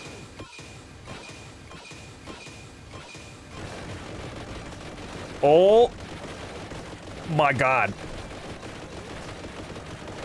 I don't know what's happening. I'm just standing in the middle. I just see things blinking around. But I'm getting hits. I'm getting swarmed by stuff. I'm not understanding what's going on.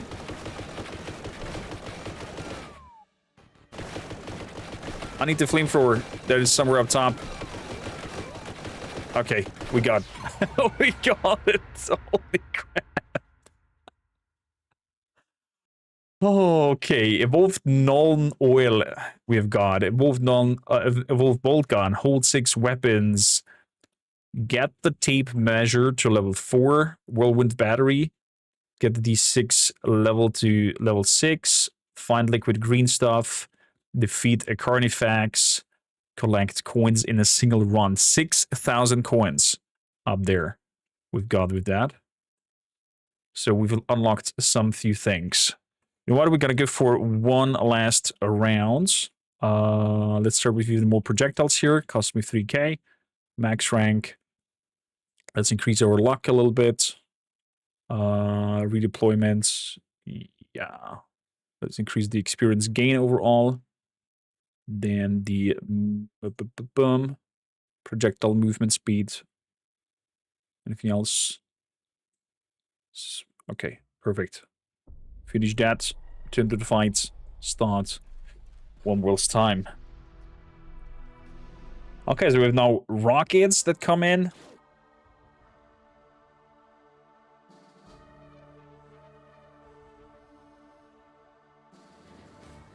Good. I kind of like the idea of how we went. This up there and then circle around.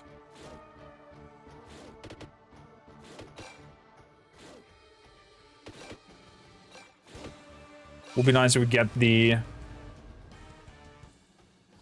There's a chance to getting 4 choices. Okay. So, let's go with the Boltgun.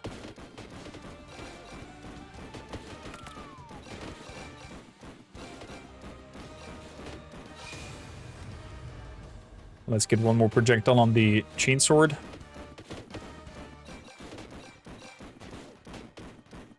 Okay, there's a potential heal. That'll be interesting for later.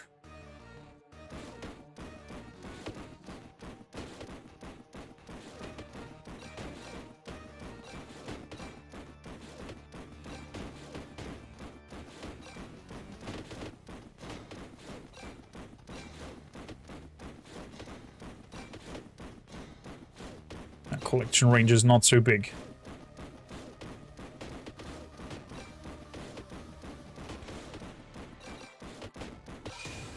There we go. White Dwarf first.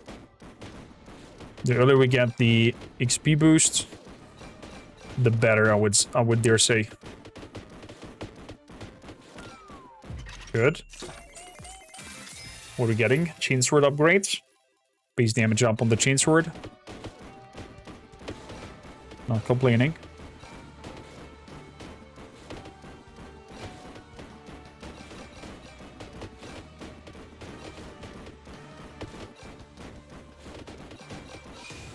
There we go. Character gains more coin. Do I want that? No. Let's have an extra projectile on my bolt gun. So we can carve through a little bit.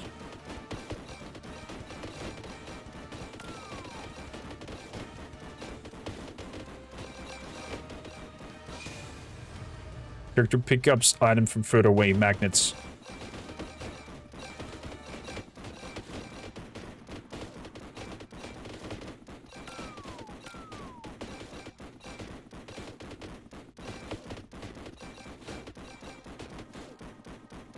Oh no.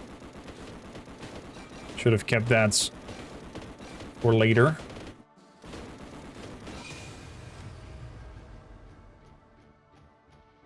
Let's have the pickup range even higher.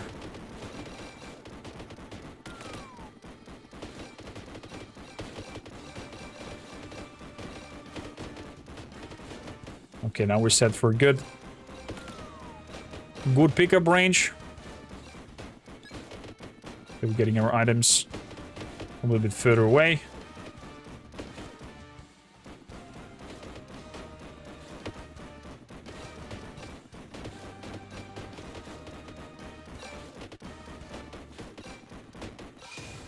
There we go. More projectiles. Duck, duck, duck, duck, duck, duck, duck.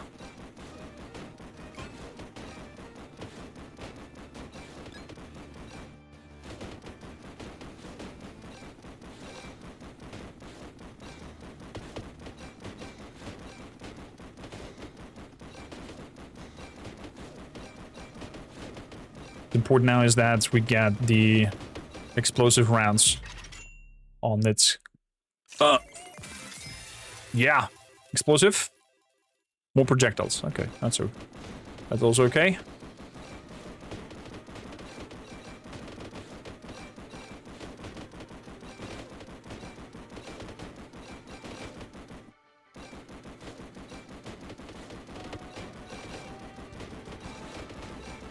Beautiful. Beautiful.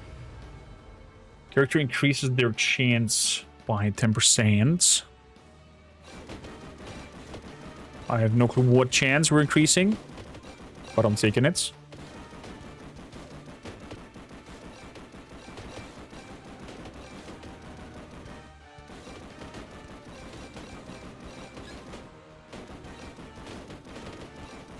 Oh, we're on the right track.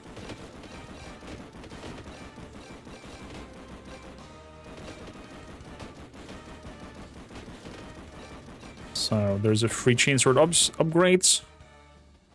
Size and damage.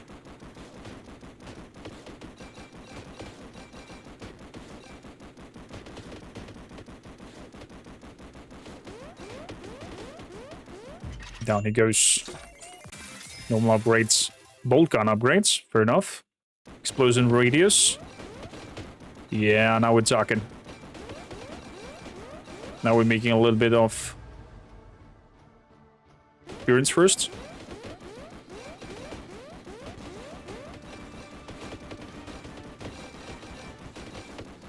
And we're making a little bit of AoE. Ow. So now we're good for that oil. That is for free. Just a little bit more. There we go. Increase our luck by 10% more. Whatever that may mean. Hope it's not a... Ooh, that explosion did hurt. That explosion did hurt.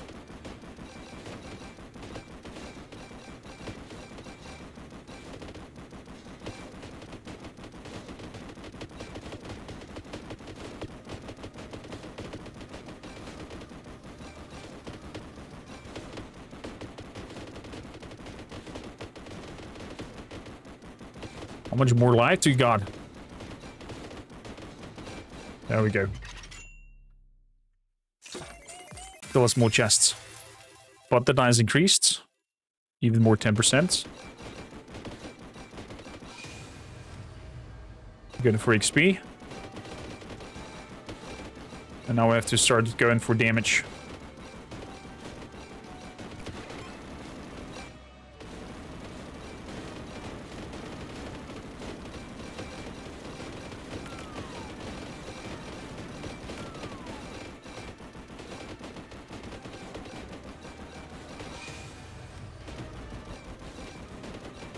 That was the wrong one, Corm.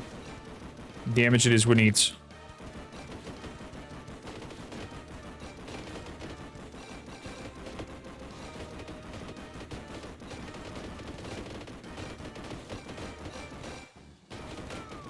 Oh, they're fast.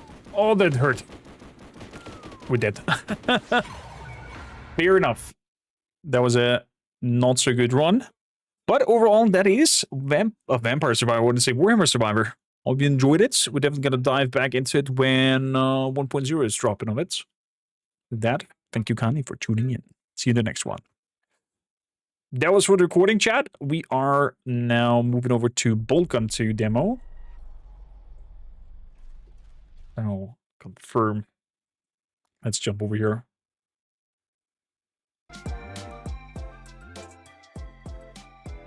And let's turn on Boltgun. Bow, bow.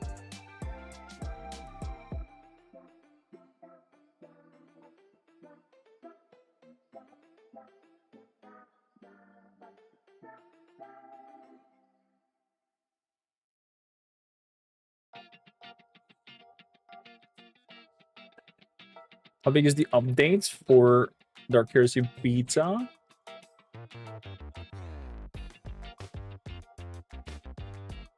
1.8 gigabytes.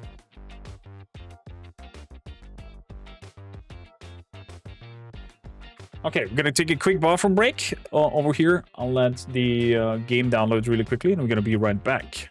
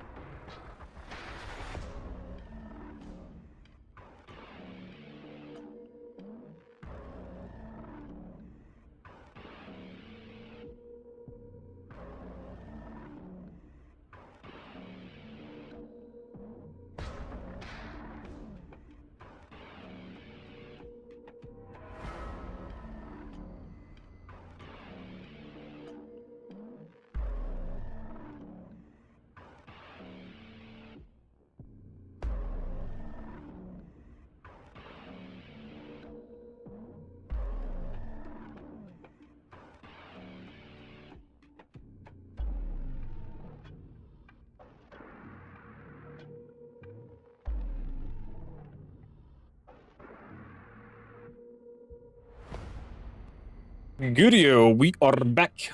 Thank you, Gunnar, for waiting. Let's see. Everything correct?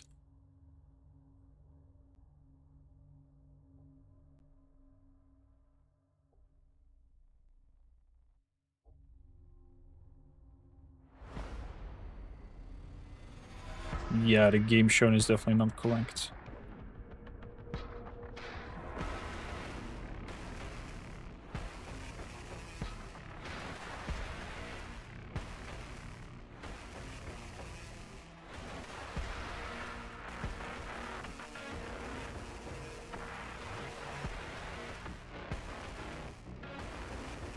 So, let's lump over here. Greetings and salutations to Boltgun, to a boomer shooters set in the WH40K universe. I'm normally not into boomer shooters, but for the sake of Warhammer, I am definitely checking out Boltgun 2. I had quite some fun with Boltgun 1, played it off stream on my own free time. But Boltgun 2 might make it to the channel, but that depends up to you. Let me know in the comments if you're watching this as a video later on, if we should or should not go for a full run. Let's have a quick look at the options what we have here. Gamepad aim assist. We're playing with mouse and keyboard, so not needed on that. Controls, windowed resolution scale is good. Frame rate cap 120. That's good. Pixelation is retro, beyond retro, ruins, none. Color compression. Let's go for none. No pixelation.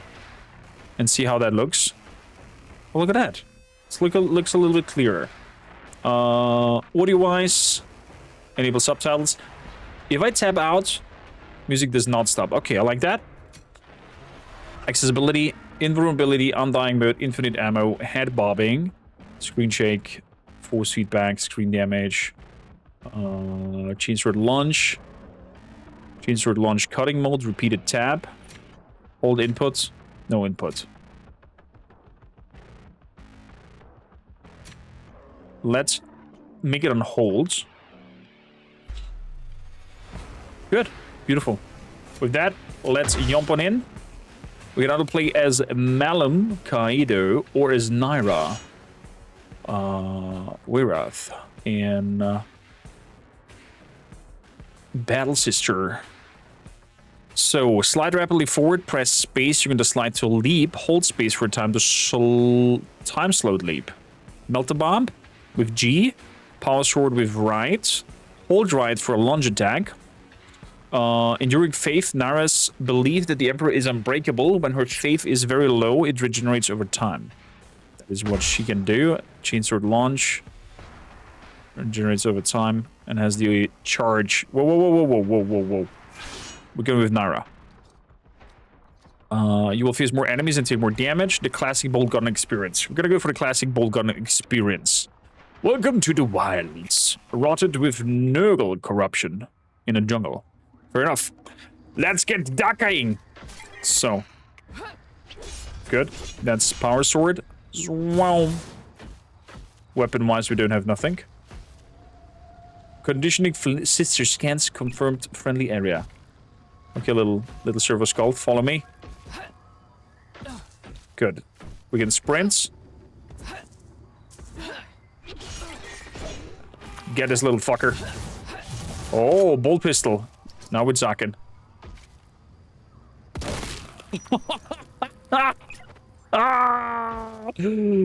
Oh boy, Danny, thank you for lurking.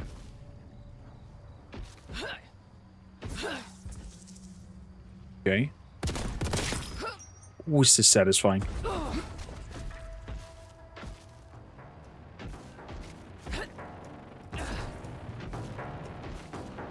Okay, that's health.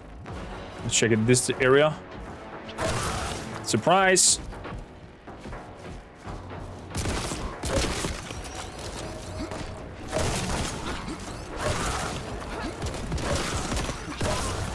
Oh my goodness gracious. What do we have here? Hold tab to switch weapon. Hold pistol, condemner. Okay, we can still attack in melee, even though we have that sword. Good. Wine thing. Bum, bum, bum. Waterfall. Something in there. Ah, secret found. Ammo crate. Nice. Clever devs hiding important items in the waterfalls. I agree with that. What was that? Oh, just the dead guy. Okay, fair enough.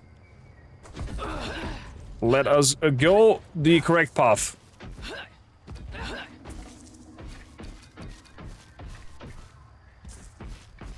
Ooh, melt the bomb. Oh wait, this is a charge thing? Oh my god.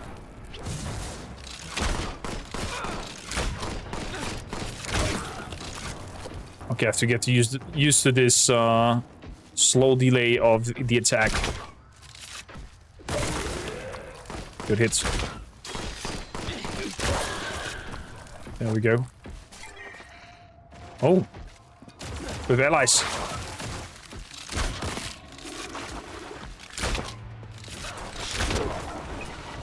Oh, we got poisoned.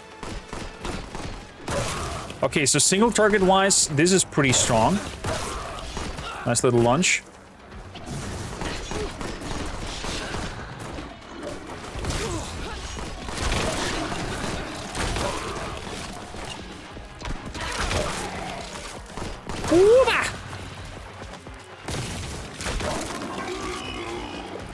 They're fighting as well against the chaos creatures. Good.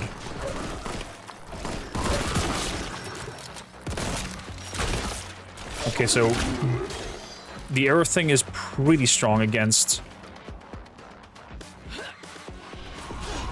these malakas.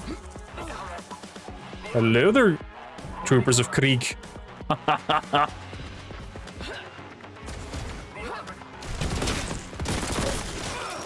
Little blurpy blurb. What did hit me? Oh, plants attack. Okay, fair enough. Good to know.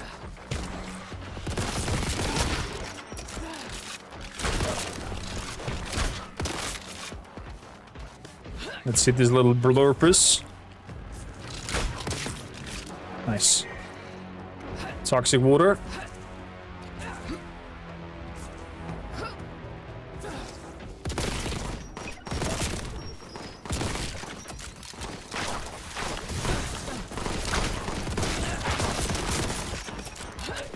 Looks like I ran out of ammo.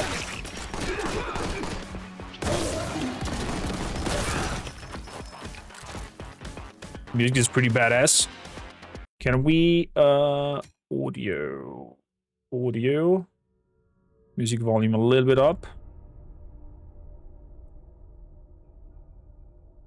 Effect volume a little bit down. UI volume down.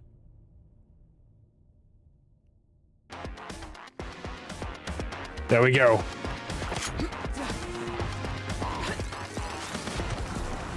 Oh boy. Bad.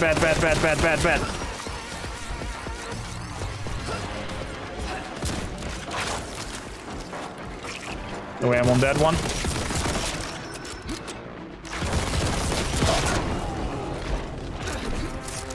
Ooh, what is that?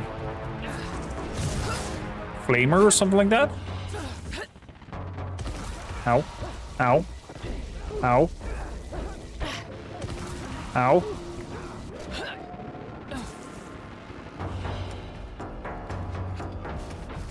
Oh, I went over here. That's why I thought this whole gang.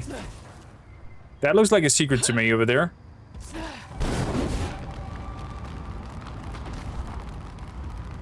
We burned through there. Does not look like it. So, guess I have to come over there from the other sides.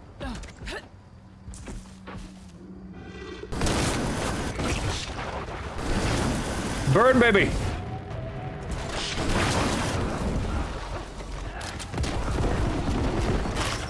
Okay, he gets continuous damage. How do we get over there?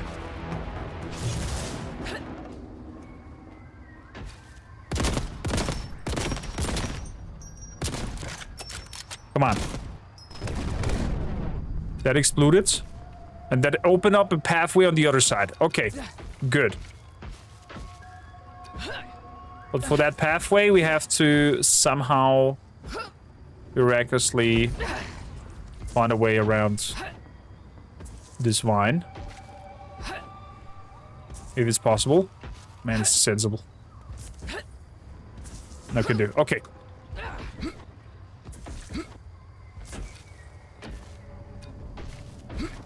Oh. What does F do? Oh, we're sliding.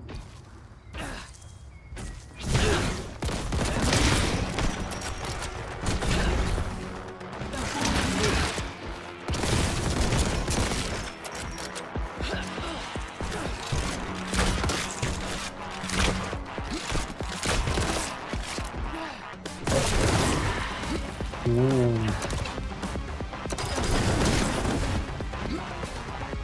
Heavy stubber. Oh! Nurglings! Purge it!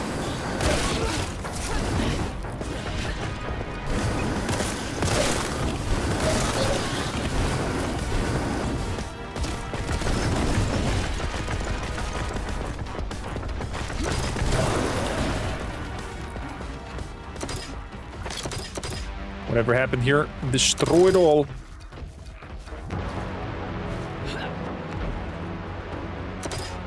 What is this? Interesting. Nothing we can do there. So that's the other section from earlier. Oh, they definitely stick to the right somehow.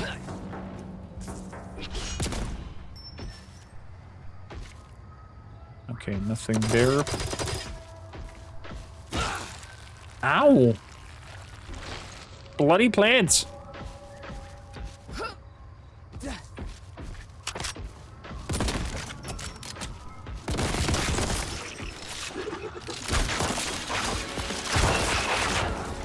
Whoa!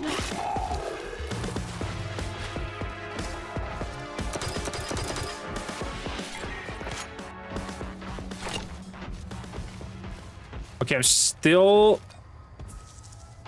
I wasn't not 100% sure how to reach that special area. Somewhere over there on that side. This is not letting me. God damn it, I stepped into that again.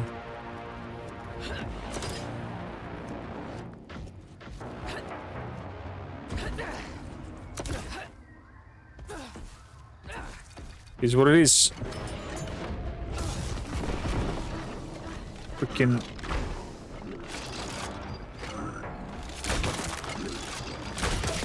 Good.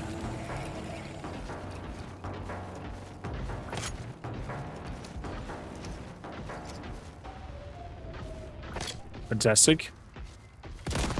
Will you pop? No popping. Okay. Whoa! I'm sorry.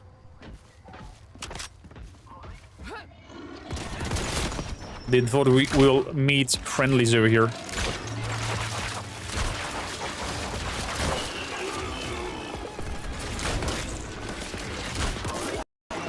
Boom! And we've encountered a fatal error when that guy exploded. Yeah. Let's quickly jump back.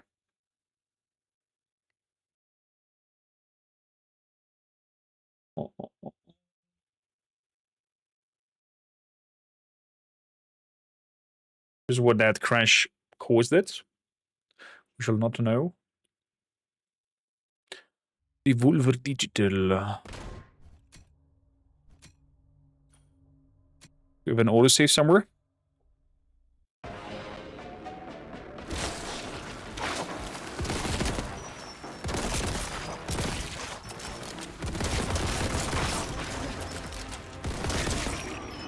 Okay, back we are. We had a little bit of a hiccup. Had a crash to desktop.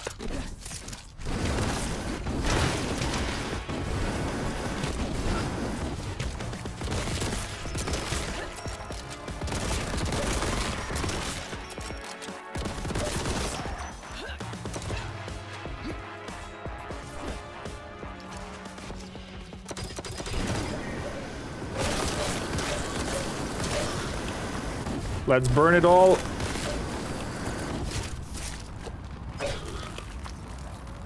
Nice.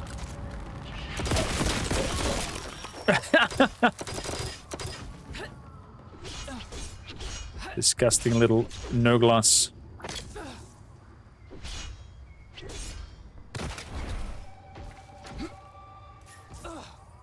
Wait, can I slide through to that through that secret room?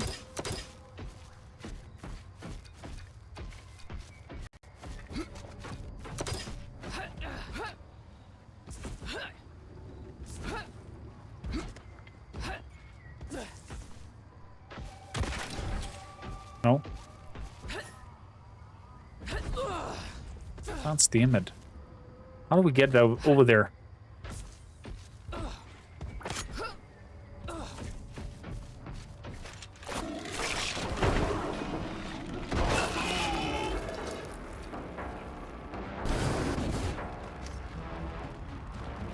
Okay. So melt the bomb.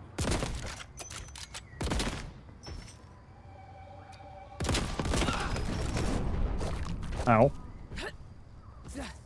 Good, that exploded. Question is still, how do we get up there? Because this is now leading downwards.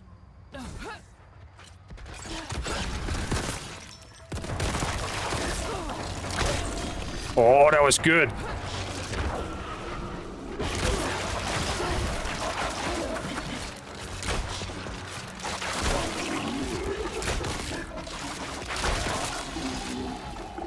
Nice. Good hits.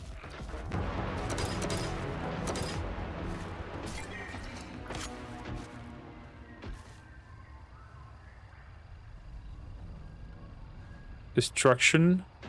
Destructible assets ahead.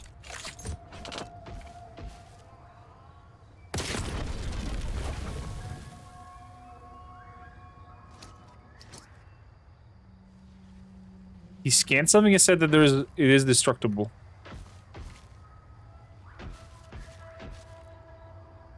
Right?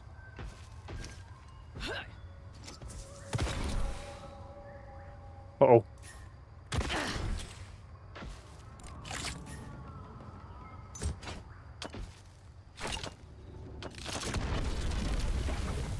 No.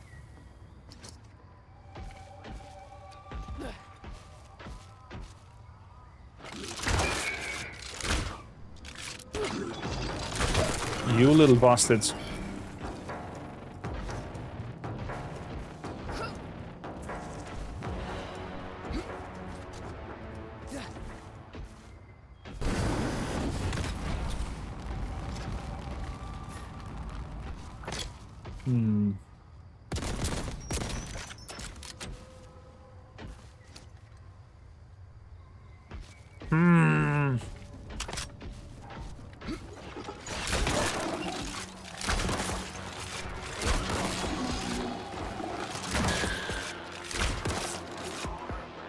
Very good, very good. Let's go. Man of Krieg. Oh, I'm sorry. It's one of mine. He's laughing from his belly. Ooh, plasma shots.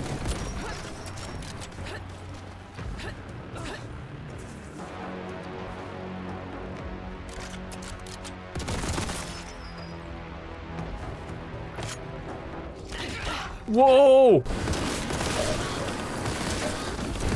Nurgling Armada.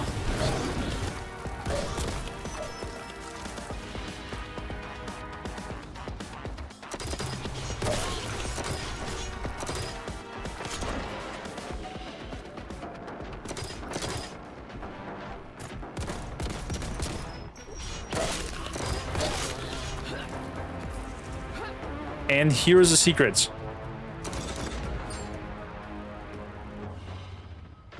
That thing that we exploded.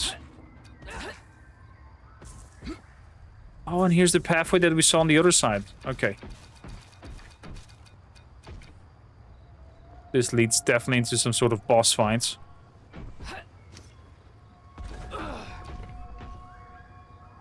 Okay.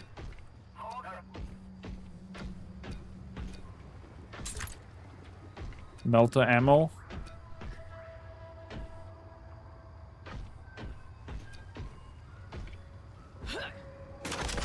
Another secret found.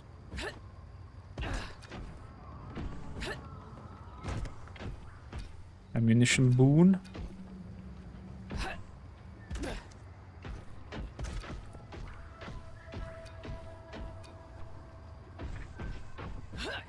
Okay.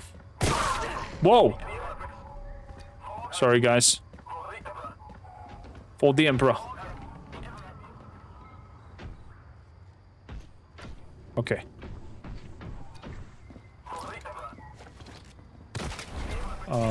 Activate it.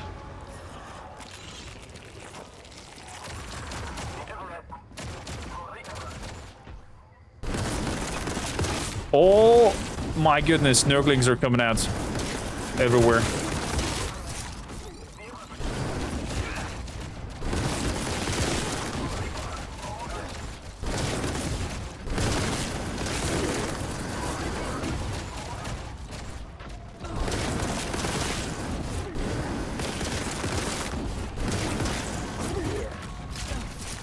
Let's reload.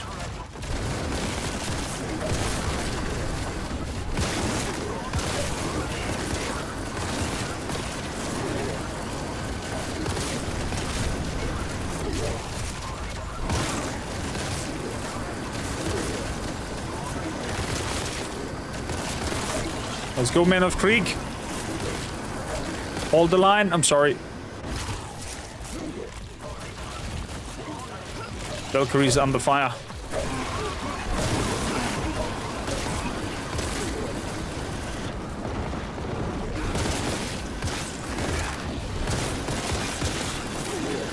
Whoa!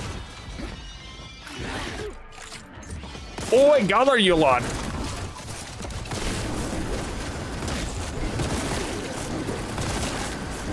Look at all these maggots popping up out of them.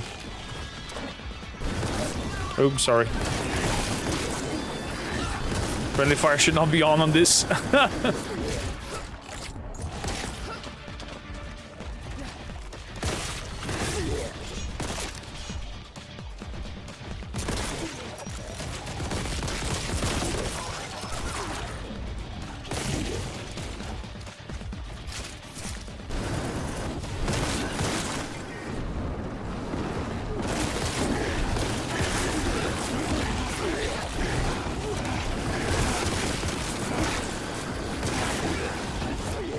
Oh, it's coming! We're getting air support.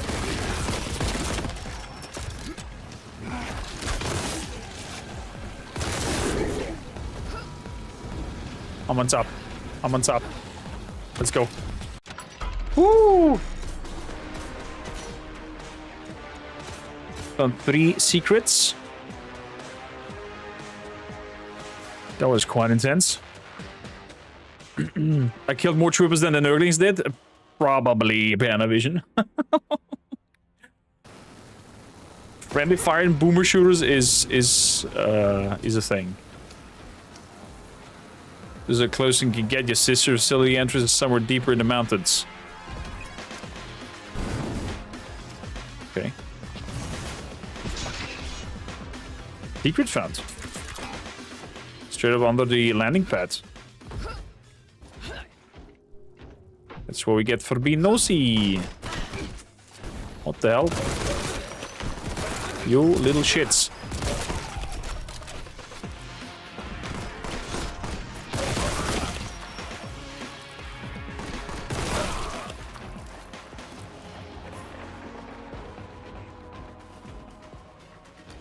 Okay.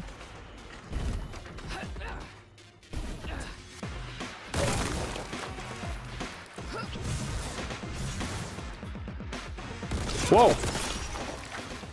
Scared the living crap out of me.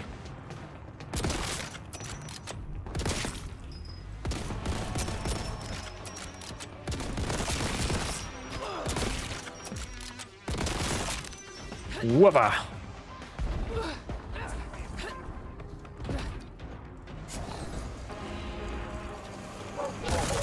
Oh, Chaos Marine. A Corn Warrior.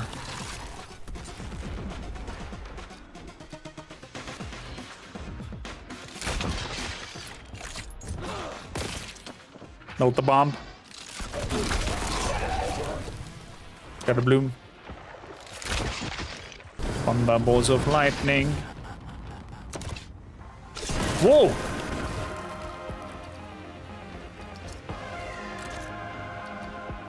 Sneaking up like a little bastards.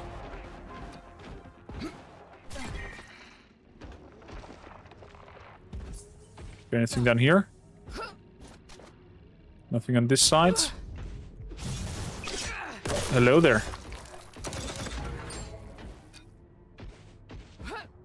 Something special found over there.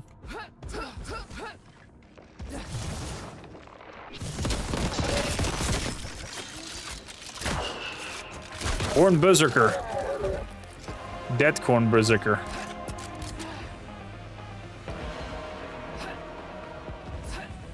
Wait, is that destructible down there?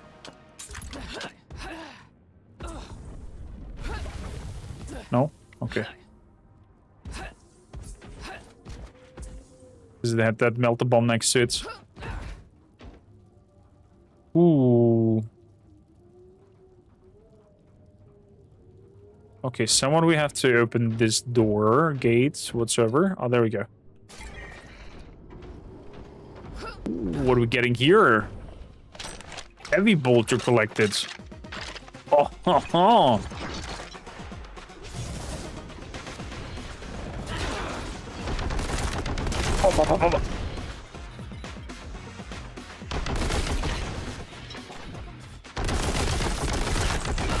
Oh, the feedback of it is nice.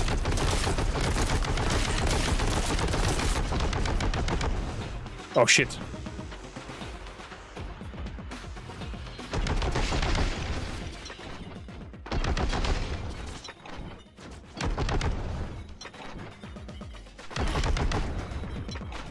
What the hell?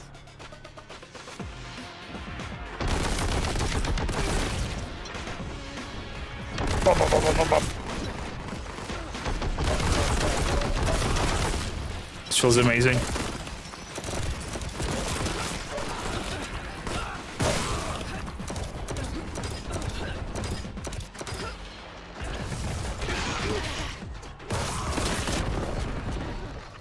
Ow.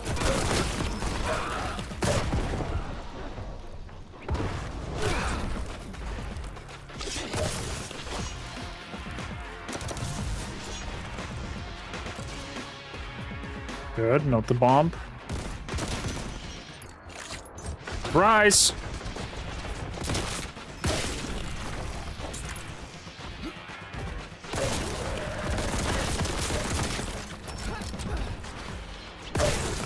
Whoa!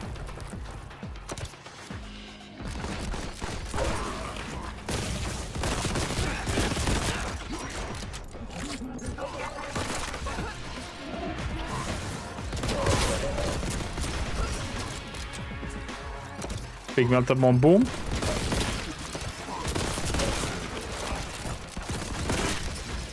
Whoa!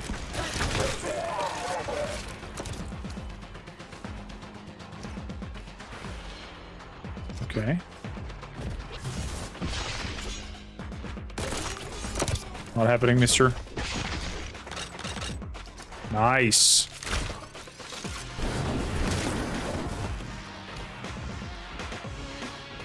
Sixty shots with the big Daka. Oh, oh, oh, oh. I'm not sure I should be down here.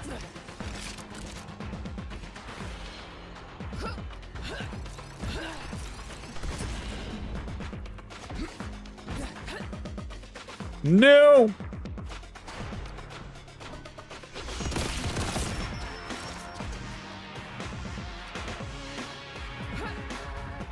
No.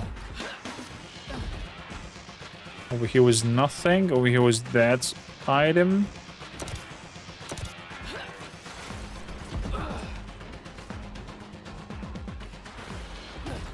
And on this side.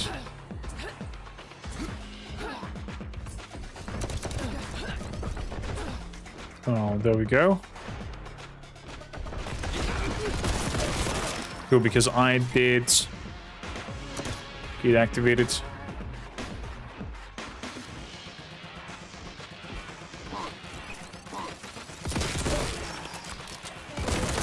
Because I did fuck up the jump over there earlier.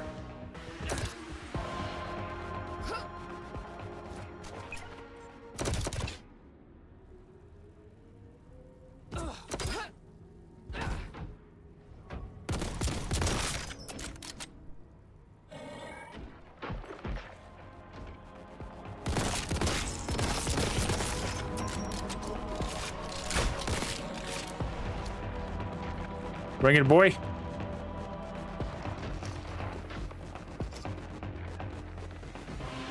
Where you at? There we go. Terminator Kid is on the ground.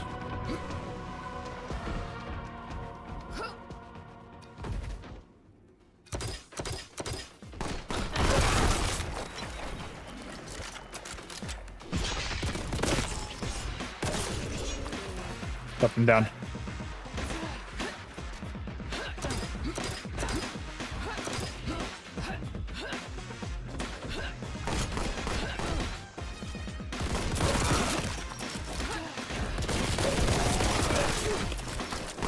Ooh! Whoa, nice crunchy. The downside on Boomer shooters is that I cannot focus on talking at all. I'm so focused on the combat itself.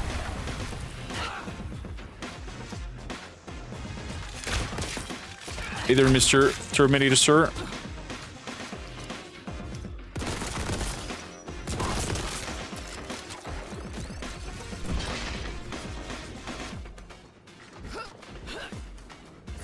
Oh. Oh shit. Oh!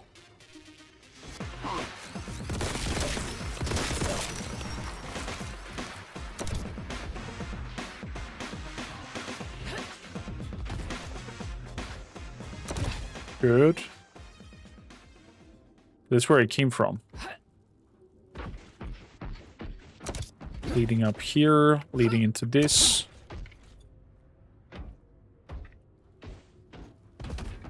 The crossing. Oh, there it is.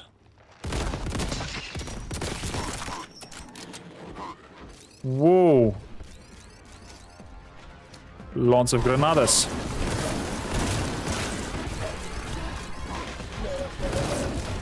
Hello, Mr. Corn.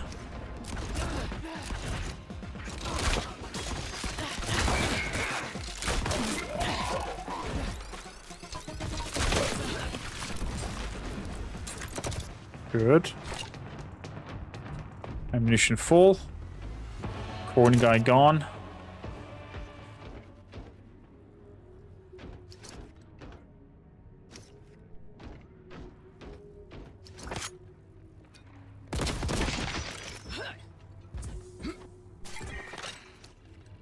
Route identified, structural stability, bridges temporary. Oh, that's not good.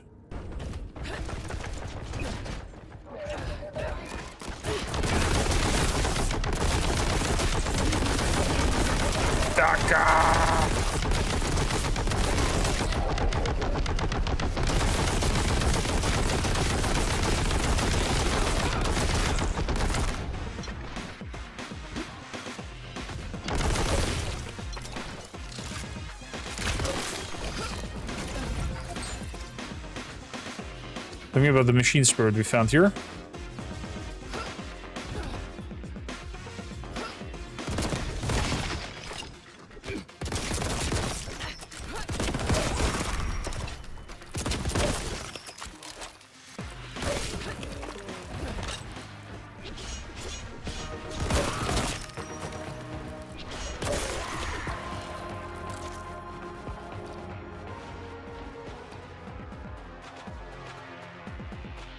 Oh, hello there.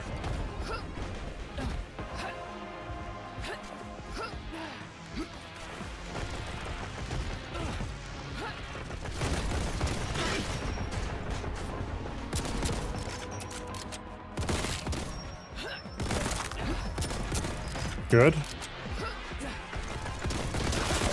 Question is, do I want to get up there?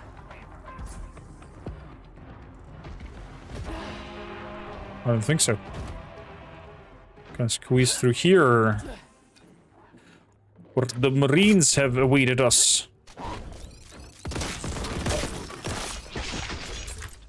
Beautiful. Sliding party.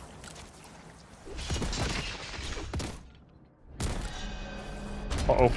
Uh-oh. Uh-oh. This is not good. Blood detected? Yeah, no shit, Sherlock.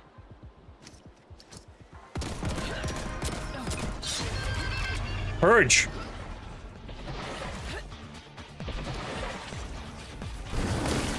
Whoa, flesh hounds.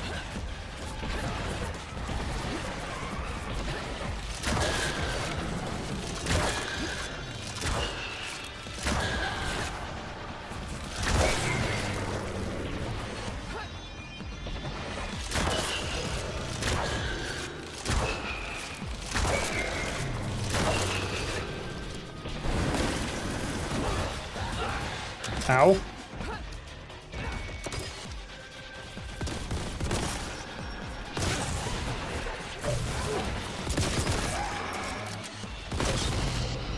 Purge completed.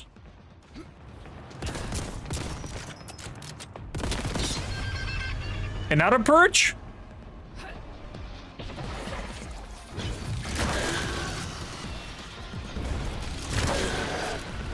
Blood letters this time.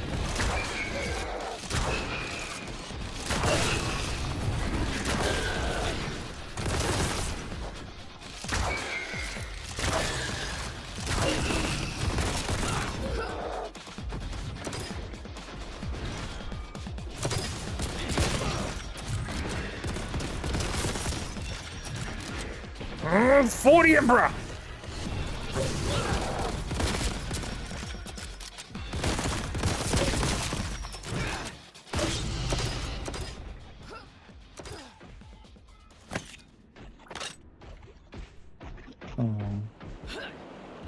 There's one key.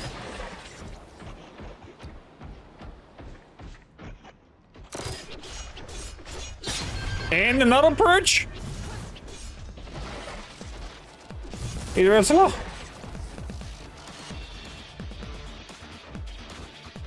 Right, guys. What blood crusher this time?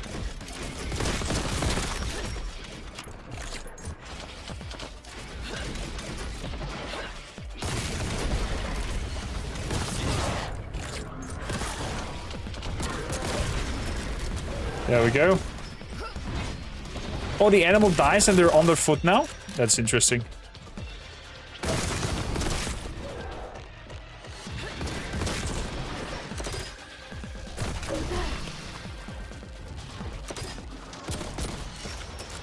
Hello.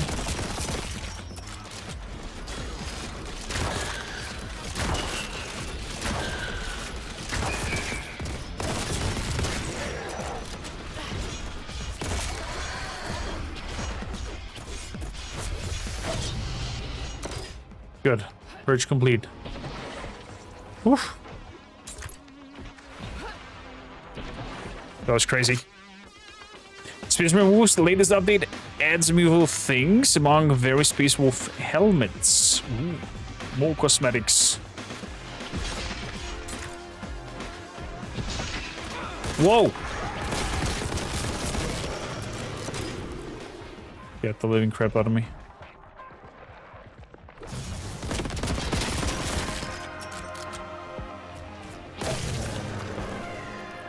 Bad boy!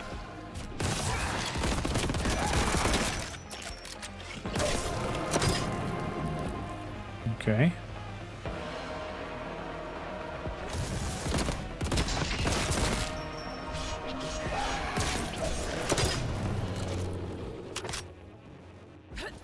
Oh, hello there. Heavy Vulture ammo. Being round is full. Gonna reload this. Nice work there. It's intense, baby. Say the least. Activate the door with the key.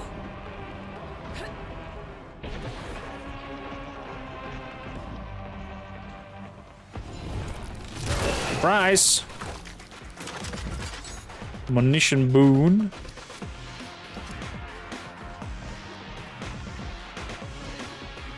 Probably not for the heavy gun. Is that doggo place? And this is where we got the key.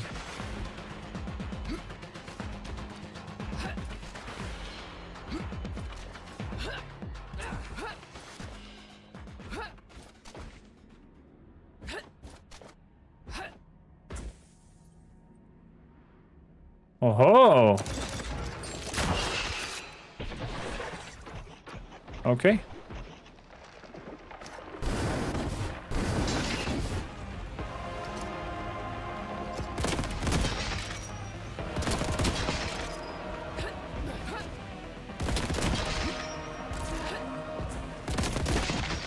Good through the ice. Nice. We're back outside.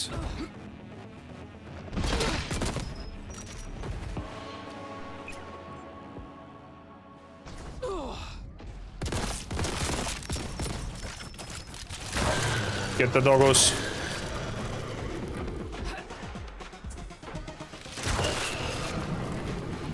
I see they're coming out of these holes.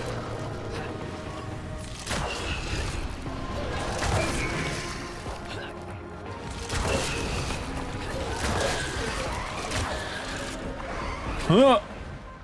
Huh. There we go. That's what it says down below. Okay, sliding party.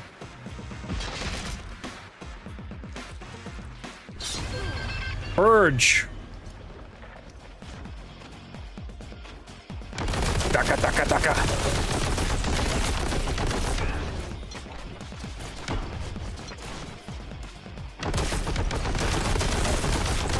Oh my god, it have explosives on them.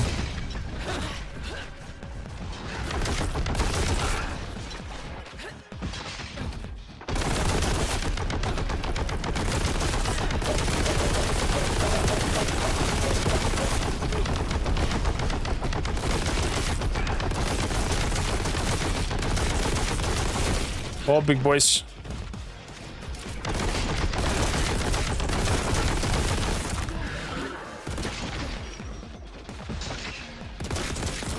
Aha! Fall down. Fall down, you nasty critter.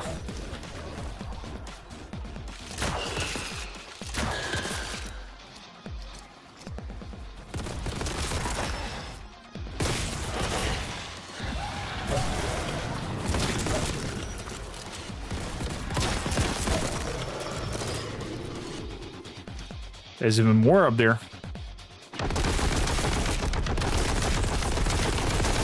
Bomb berserker. Ooh, boo boo.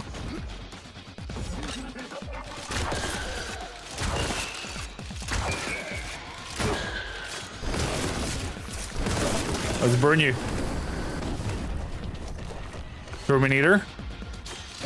Oh!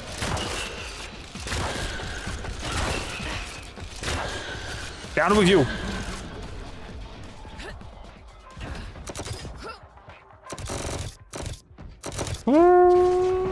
Boom! And with that, we went through. Golden eye, dude. This has Doom vibes, Angus. It's a boomer shooter. There's a lot more to discover in the full version. Thank you for having a look at Boltgun 2. As I said, during boomer shooters, I have no chance to communicate whatsoever. But yeah, if you want to see more of Boltgun 2, as always, let me know. If you watch this as a video later on, then tell me in the comments down below if you want to see a full run of all the levels. Good. So much for Boltgun. How late is it? It is 3. At 5 is the Owlcat stream, where we are diving deep with them into Dark Heresy.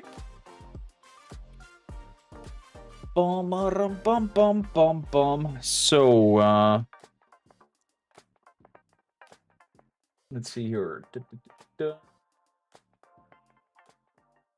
Free to stream. Okay. Okay. So, what the bloom? Nathan, do you need us in? Do you need us pre-stream, or can I straight right into our cat games? Bring boom boom boom. So, let's switch category over here into Dark Heresy. And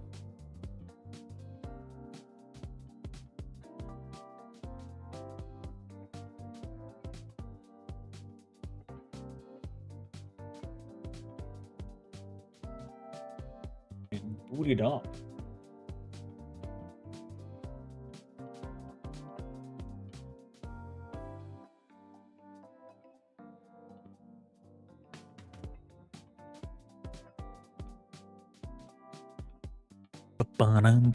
Hi, doing Golden. Hi, doing Stein. Love the new Sororita. She's freaking fast. She definitely hits hard, yeah. And Attila, the updates for the skins looks quite intriguing. Fingers crossed to us getting that sponsorship from Hightech for hardware. Then we have a proper hardware partner. We're going to handle out some nice deals for the community. The only downside it is EU. So it's EU only. Oh. Meaning that no shipments over to our American peeps. Or support in that direction. Oh, the music.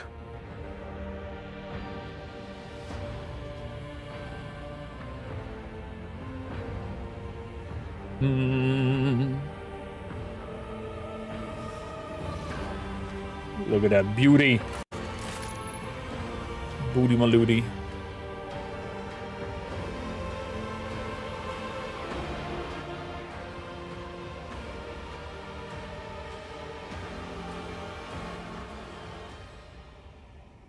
Greetings, just noticed here, we are gonna have a look at the Dark Heresy together. The whole playthrough will be played out from an Acolytes with an Fenrisian background that I've come up with.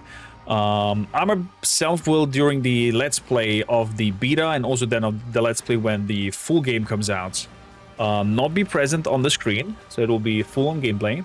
And encourage you to either who is live with me or in the comments to speculate, to think about how certain clues would work. I'm also accepting feedback and suggestions of optimization in terms of builds and whatnot to learn and explore the game together.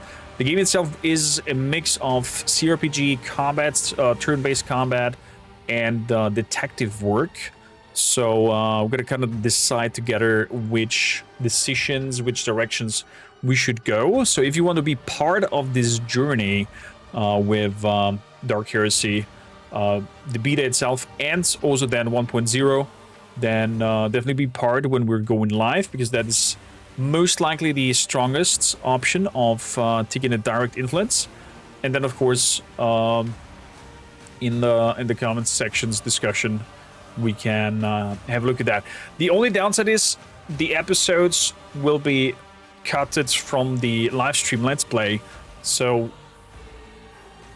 I will try to have them as close as possible, releasing to one another. But since I'm chopping it down in digestible 1 hour parts, the live stream will always be ahead of the Let's Play series going on. We'll see how we like it.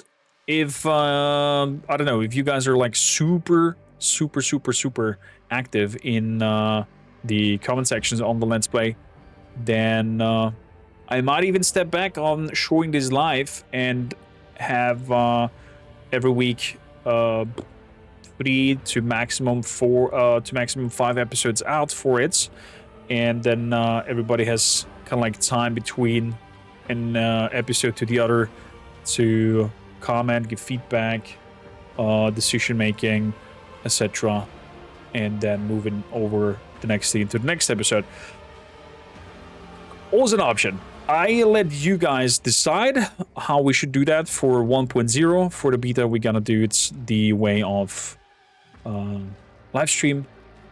Then the live stream being edited, chopped down into 1 hour chunks of Let's Play episodes. And yeah, live stream will be then, as I said, ahead of everything else. Also, we did a lore video about Dark Heresy, about this bad boy here in the middle. The Black Dark Sun, the so-called Tyrant Star, aka known as Comus. Please check out that lore video about it on Just Norris, not Just Norris Gaming, nor Just Norris Uncut, because Just Norris is the pod where we are dropping the high edited contents out there. I hope you will tag along and you will enjoy Dark Heresy as much as I do already. Keep in mind, it is beta right now, so all the voice lines and voiceover and whatnot are not final or maybe even missing in the game. But I'm excited for this journey together. And I'll see you on the first episode of Dark Heresy. So that was a quick intro recording. From now on, I'm gonna try to do an episode 0 where I'm somewhat explaining the premise of what is happening, what we are doing, what's the plan, and then I'm recording and going into the gameplay with you guys together.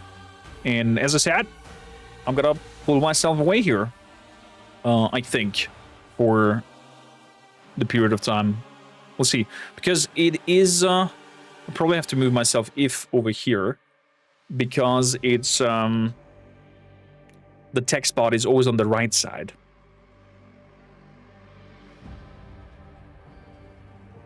We'll see. I'll think about it. I'll think about it. But if you have any feedback to that, definitely let me know. Danny, you legend. Holden, Angus, Herr from Stein. Sorry, big yawn. So, greetings and salutations. Just Norris here, and welcome to Dark Heresy Warhammer 40K.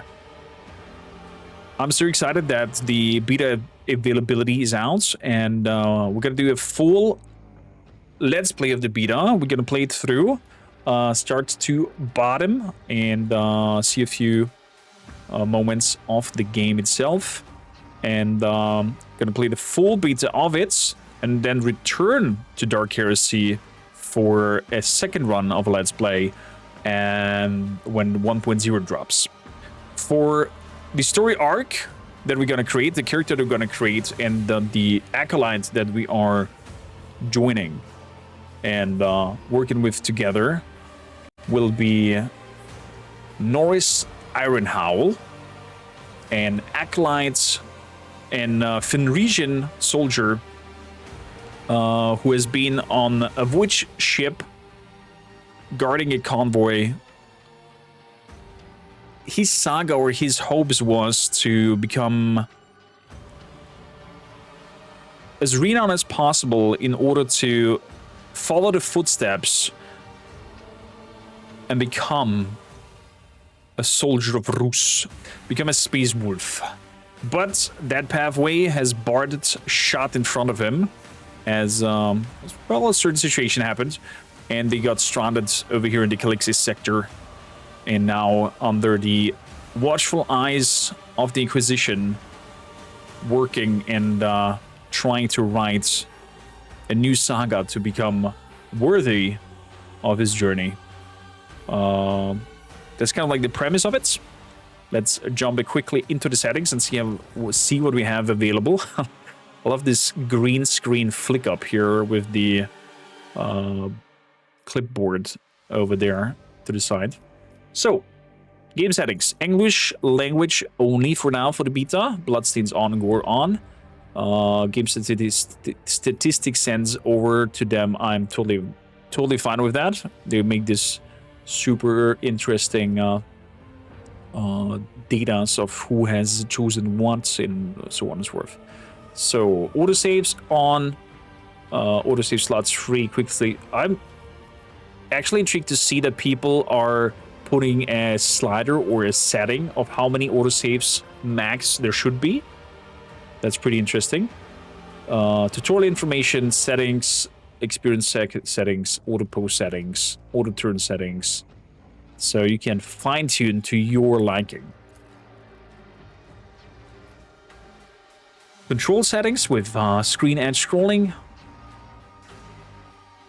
overall hotkeys, graphics. I'm playing for the sake of the recording on 180p because you cannot see any better performance anyways, from my side at least, towards you guys. I think Twitch doesn't even allow it more. At least not for affiliates, but working on getting pardon.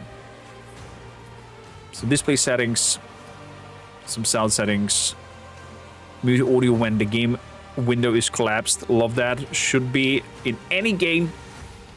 And then accessibility. Wait a bit. Abelard, what are you doing here? Confirmed, Abelard has snuck into WH40K Dark Heresy. Potential crossover to the Rogue Trader game. Or it's just colorblind up. Maybe this picture is placeholder. If I'm getting too excited here. So, new game.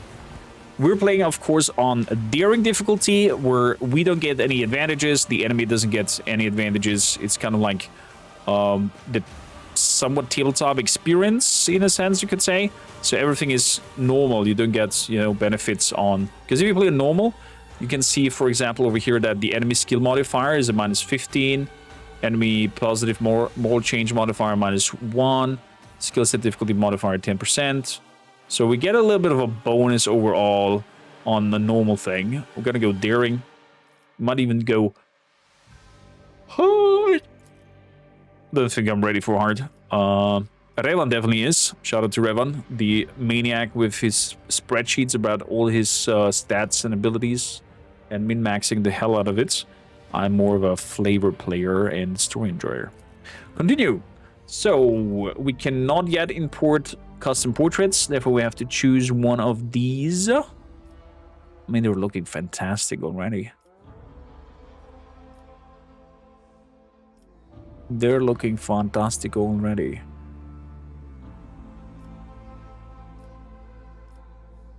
Huh. I think I like this one. Looks kind of normal. A little shotgun here to the sides. And has some metals down the jawline. A little bit of scars. Shaved head on the side. Good. So, voices. Pragmatic male. Violence it is then. Violence it is then. Better your blood than mine. How's the zealous male? Tremble and weep! I am the bringer of his punishment! Sounds like these voice lines of the zealous ones are a little bit not so loud. Serving the Inquisition. Pragmatic. Violence it is then. Seeking the advantage. The voice sounds familiar. Cannot pinpoint it. So, now we have some art subs that we can choose. We can be a warrior. We can be an officer. What is that? The heretic. The enemies of mankind are ever present. A prayer. And insidious. Few can comprehend the scale of the threat we face. To know and continue regardless is what it means to serve in our holy order. May the Emperor forgive those who stand against us. For the Inquisition surely will not. Oh, that prayer was strong. Oh, the audio tune is so good.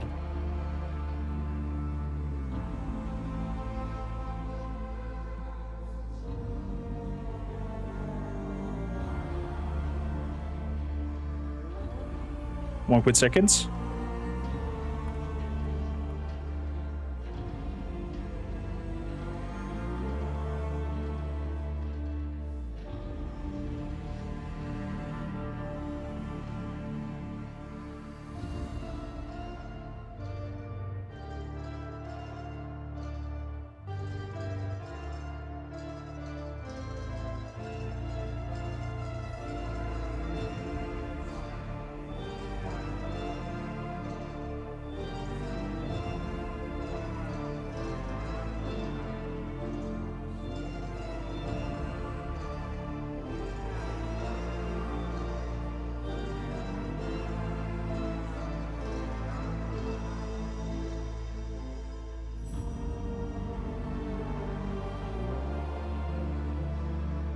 Good. Apologies. So, what I'm liking quite a lot is the changes that Alka did here.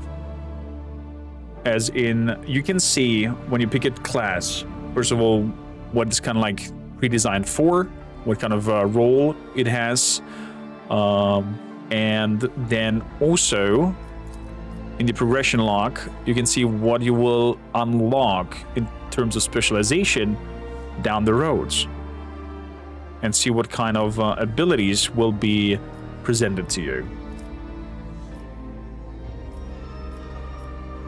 So, I have 2 ideas about our Fenrisian acolytes, and feel free to jump on in here in the discussion or come up with a different idea.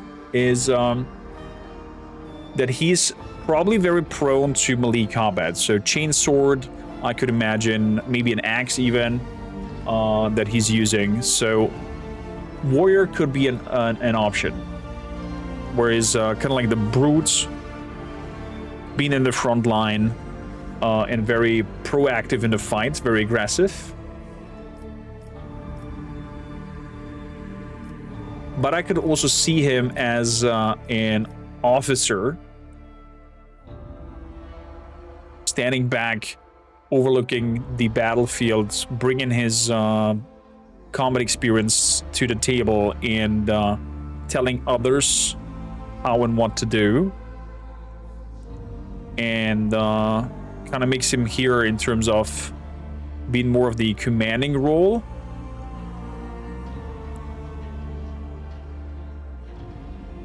So probably a mix of support and melee I might do him if I'm going for officer.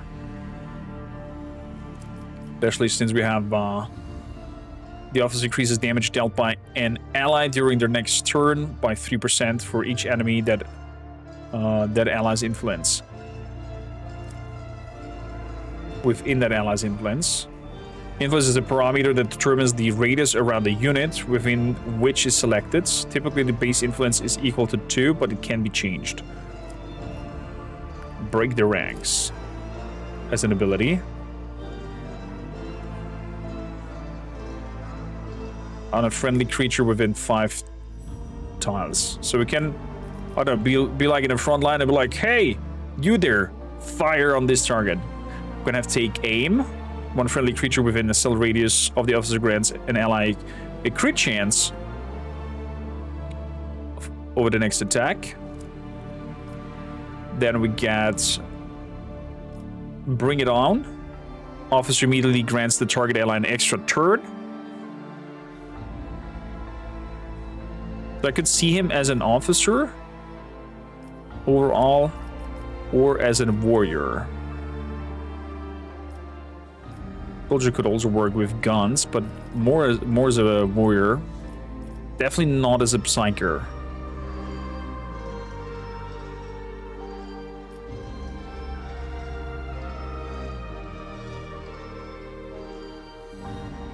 So let's have a quick look through the classes overall before we decide what are we going for. The warrior herself gets the charge ability, where you can run in a line up to 6 cells, hitting the enemy with a melee attack, using whichever costs the least AP. That attack does not expand control points or CP, but expands all warriors' MP, so movement points. Combat points. Okay, so we can still attack after a charge. Cannot be used during the same turn as Endure. So we're gonna have to choose each one of either. So first turn will be charging in, doing some damage, and then when we close up, we're doing Endure, where we improve our armor, but decrease and make the enemy suffer toughness bonus damage to their legs. Then we get abilities like Sword Enemy, where we can pinpoint on somebody and be like, you are next. And our attacks against them are better, dealing more damage. And we're getting better also defense against them.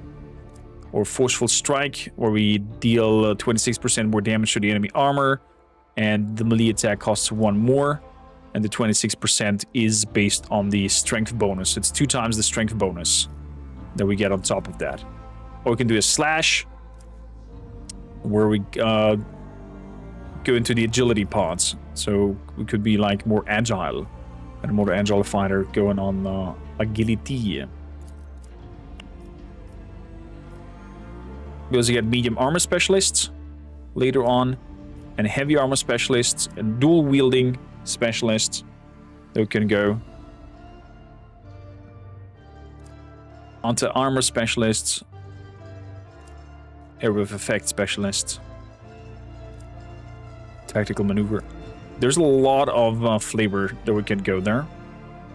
I'm not yet sure in the terms of the weaponry what kind of bonus or not bonuses they have, but we'll see. So warrior going into dual wielding, I could see our Fenrisian acolyte be this kind of role. Golden says, I mean, being part of the Inquisition makes me think of officer would be more interesting. Do this or be executed for defying the church. Potentially. Officers is also intriguing, being the man in commands, pinpointing my people what to do. Over here we get only the medium armor specialist. We cannot go to heavy armor. We can become a demoralizing specialist. The enemy must pass a metal test with a -12. And the can I see the -12? If they pass, they suffer only 2. Okay, it doesn't show me per se what the 12 is. Oh, there we go. Weapon bonus. Weapon power, was it? I don't know the terminology anymore. But it scales. Oh, it says over here it scales with what it with the ability of VP. Fellowship scale. Oh, that's good. That is so much more insight on the specific attributes and with what it scales compared to the Rogue Trader. This makes me hope that that they go back to Rogue Trader and make a patch where this no, it's weapon skill, I think, VP, or is it willpower? Maybe it's willpower. I have to check when we're on the character screen. I'm in the mix. I'm actually in the mix. Operative, I cannot see him in that occasion, being kind of like the sniper guy.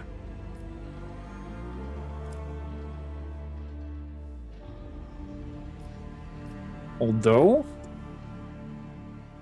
sniper specialist.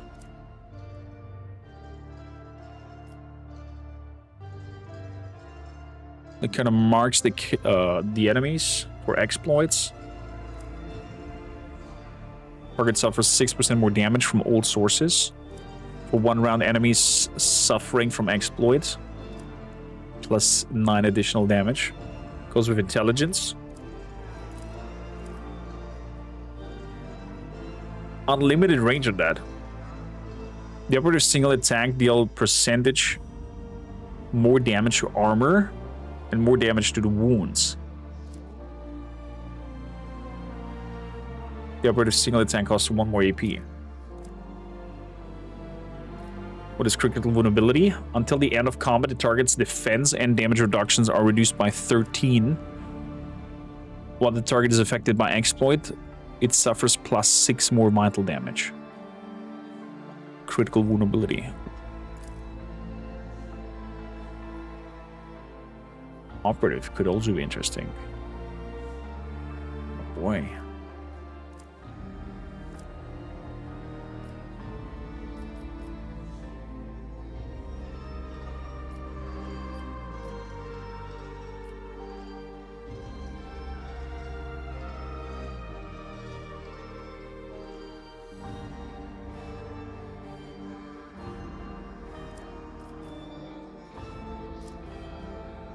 Difficult, very difficult decision making here. But let's finish up here. We have the soldier who has the bullet storm, burst and area attack, are made twice, dealing slightly increased damage. So 1 more AP on it, but twice shooting. But on top of that, you get a -25 on it. Then there's the rapid fire. Soldier's range burst attacks gain a 100% rate of fire, but each shot is directed towards a random target within a cone. So you cannot specifically target one character. Shockwave shots. The area of effect of the soldier grenades and ranged area attacks is significantly increased. Each target hit by those attacks must pass a tenacity test, or its concentration is disrupted. The soldier area attack costs +1 AP. Then we have the Revel in Slaughter that we know already from Rogue Trader. Until the end of their turn, the soldier deals more range damage to enemies within the soldier's influence.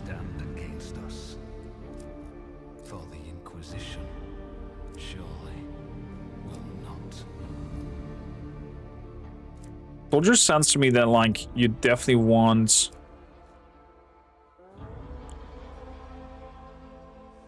You definitely want to go close up and personal.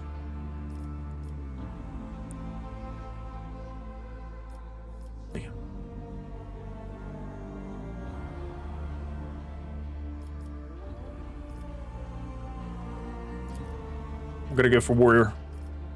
I'm gonna be up close and personal. Like a true Fenrisian warrior. Let's check out the Mystic as well. We have the push ability. Before the Mystic uses the next physic power, while build degradation is increased by 3. But it kind of like boosts his ability. Can go telekinesis. That goes a lot into CC. We have the classic Pyromancy that is a lot of burst damage. And then we have the Sanctic, who is probably into healing and morale boosts. Until the start of the Sanctic next turn, if a unit affected by God Emperor's Shield or God Emperor's Crushing Shield takes damage, it is shared evenly among all units with the same effect.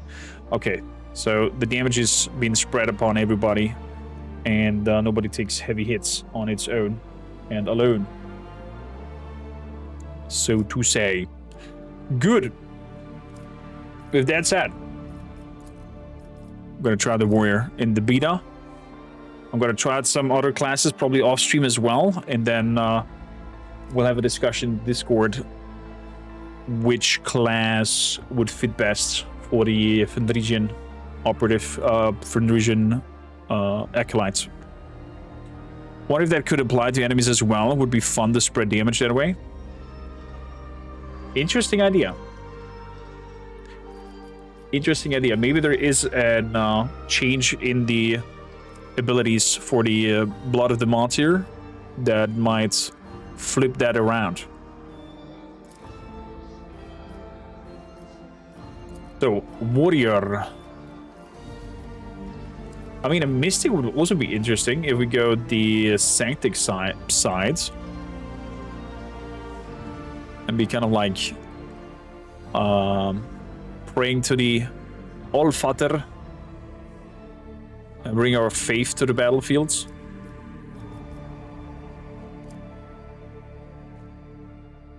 God Emperor's Palm. All allies affected by the God Emperor's Shield remove a random negative thing. Purifier. God Emperor's Wrath is increasing the weapon power. Interesting. Sister of Battle. Now we're gonna play as a Fenrisian Kinokon for the beta. I mean, we could try to make a Sister of Battle-ish character. You know what? We're gonna put it up to a vote on the Discord button. Since the lore video is already going into us playing as Norris Ironhowl, the Fenrisian, I'm gonna stick with it, most likely. So, warrior it is. Origins we can choose here. Astra Militarum, Imperial Noble, Sanctum Psyker, or Criminal. So let's have a look. Astra Militarum. Oh, it changes the outfit as well. Canteen at the back. Fragmentation grenade up there. Interesting. Good. We're getting in ballistic skill +5 as in Astra Militarum. We're getting some modificators. Smoke outs. For 1 round, the character precise attacks suffer only 50% of the usual penalty against targeting covers. That's pretty good. It's a positive effect. Does that mean that I get this effect as a passive, or do I have to activate it? Attachable effects applied to abilities. Each modifier enhances or alters a single ability and can be changed outside combat. Oh, so I can alter my abilities by putting these in. I see. Astra Militarum Hard Admonition. Bonus damage dealt to armor durability and wounds. With this attack, it's further increased. That's pretty neat. Esprit de Corps, exactly, Golden. Neat. Esprit de Corps. For 1 round, the character gains +1 to defense for each ally within their influence. Fellowship bonus. Ballistic skill. We get the Astra Militarum combat units. 1 friendly creature within 10 cell radius. Until the end of the next turn, the Astra Militarum Guardsmen and target ally become Comrade in Arms. Each Comrade in Arms deals 30% more damage against targets damaged by their combined attacks. What's the combined attacks? So, progression logs is Combat Support Specialist. Attacks made by allies within the character's influence or made against enemies within it gain hit chance. The character gain ballistic skill and weapon skill. They also gain 10% awareness and reflexes to their skills. That's pretty good. So basically, if I'm standing up close to the targets, or close to my if I stay close to my friends, they get a hit chance increase.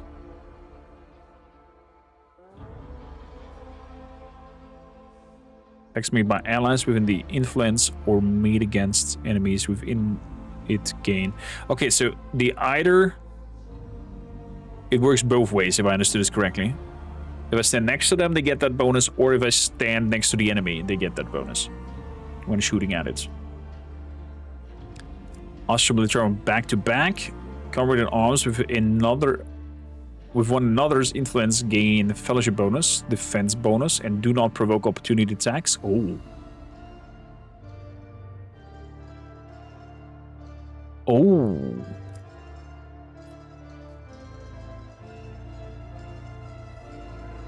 The question if this stacks. No, I think it's just for 1 attack.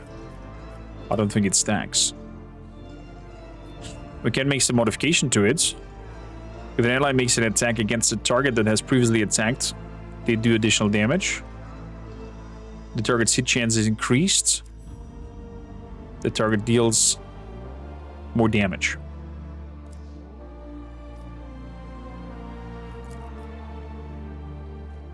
Oh. Allies continue being Comrade in Arms for 1 turn. The character gains +5 to all skills that all other Astra Militarum squads specialize in.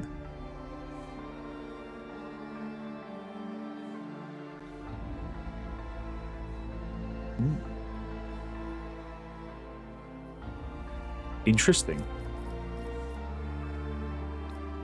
So over here we get the ballistic skill +5. Imperial Noble. I don't see Norse Ironhall to be a noble or of nobility.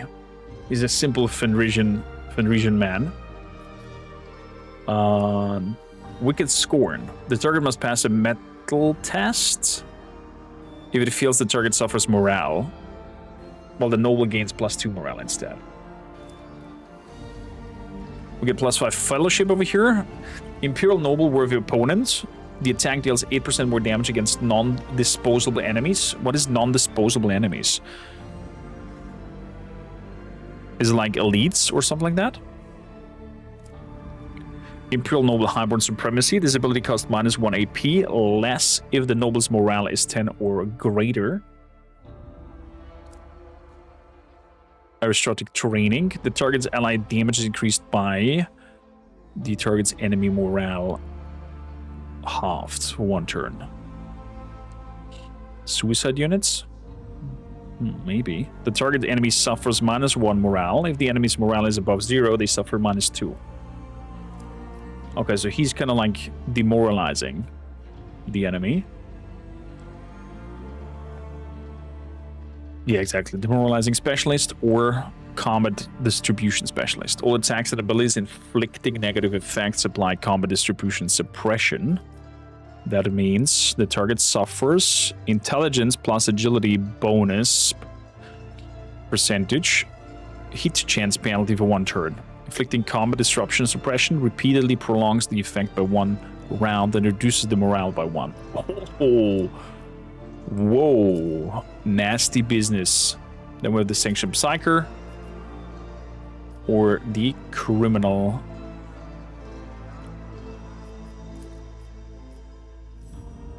What does the Criminal get? Criminal Blinding Feints. The target of this ability suffers the Criminal Blinded negative effect.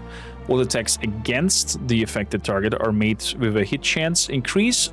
Additionally, the target suffers -3 hit chance for 1 turn. But the -3 is based on the agility bonus.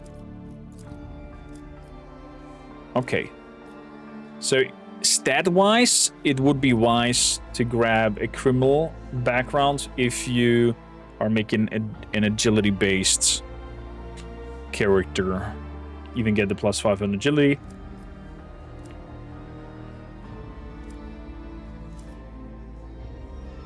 We get a precise attack specialist. This character gains +5 agility and perception. They also gain awareness and metal. Unburdens. The criminal's defense is increased by the agility and perception bonus halved. If their armor durability is 0, this bonus is doubled. Okay, so they're very dodgy. The criminal gain agility bonus plus strength bonus to hit chance, and deal agility plus strength bonus as overall damagio. If a unit stops concentrating due to criminal action, it suffers morale as well. Quite nice talents. The Witch. Yeah. Background-wise, I think Astra Militarum fits best what is available now for our Fenn region. Criminal seems more the operative type. Depends. You could go for the criminal, for example, as well with a melee character. And be an agility guy who's dodging a lot and has high mobility.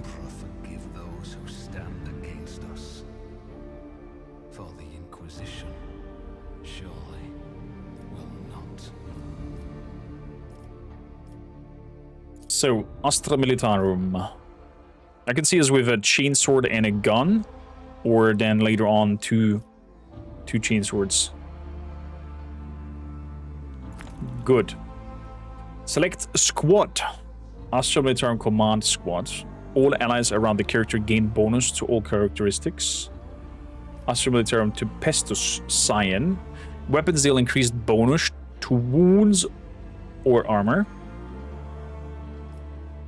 Or Trench Squad. The character utilizes cover more efficiently, increasing their hit chance when shooting, while making the cover itself more durable. Hmm.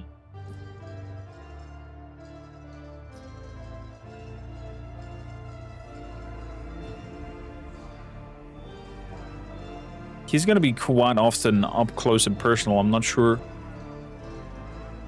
We're gonna have a lot of fellowship bonus.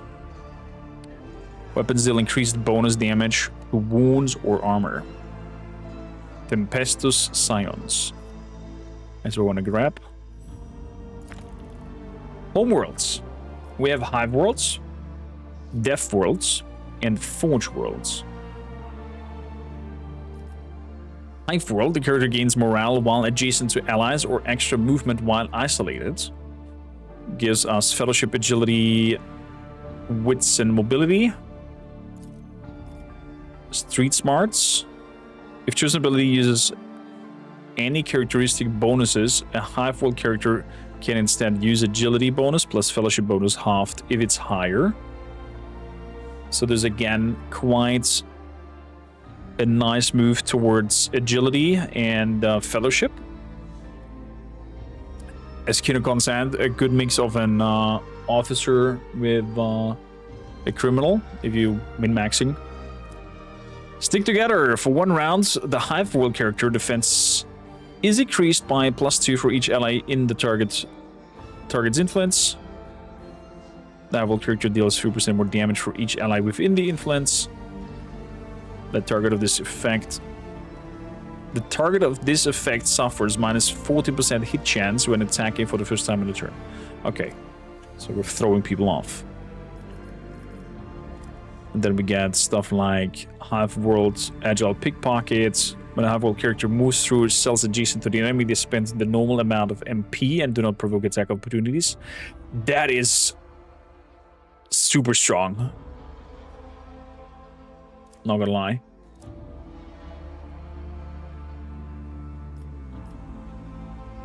What about the Death World? The chances to suffer critical effects is significantly reduced. If resists successfully, the character gains morale. Toughness, perception up. Determines the character ability to use their senses. Death World characters gain toughness, persistence. Whenever such a character would suffer a critical effect, they will need to pass -1 resistance test. If they passed all of these tests, they gain +2 morale. So, the target's damage reduction is increased by 4 for 1 turn. Always on guard. Paranoia. The selected ability scales on toughness plus perception bonus instead of characteristic bonus. Ooh. Kill or be killed. This attack deals 7% more damage for each stage of critical effect suffered by the Death World character. The weak must perish. The target must pass a metal test or suffer morale test.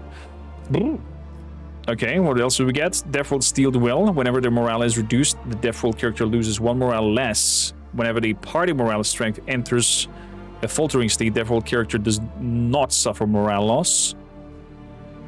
While in heroic states, the Death World character ignores all negative effects suffered due to the critical effects. Using Medkit costs -1 AP. Whenever the Death World character removes a stage of critical effect, they gain +1 morale.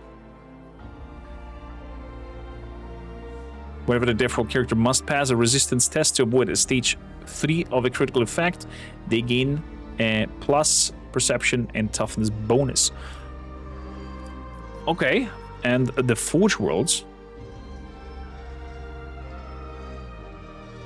This is the new games from the makers of Rogue Trader, where you play as an Inquisitorial Acolyte. Exactly, Ursula. It's Alcat Games. Those are going to be later on in Alcat's Games stream at 5 p.m. as a special guests, where we're going to deep dive and discuss all kinds of things. So, first will give us intelligence and toughness bonus. Forge World characters gain toughness and intelligence and tech use and resistance. At the start of the First World character's turn, they gain +2 morale if their durability is 50% of their current maximum or higher. Otherwise, they gain +3 movement points, the ability to move after making an attack. Oh!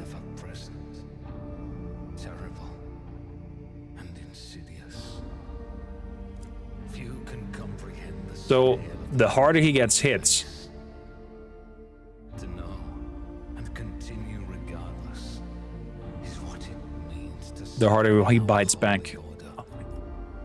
May the Emperor forgive those who stand against us. For the Inquisition surely will not. Man, the voice acting and the music is so good. Yeah, they upgraded the graphics a lot. It looks so much smoother. We have cutscenes now and whatnot. Everything will be voice acted. I'm not sure in the beta if we have everything voice acted, but we'll see. So, let's have a look. What do you get other than tech use and resistance?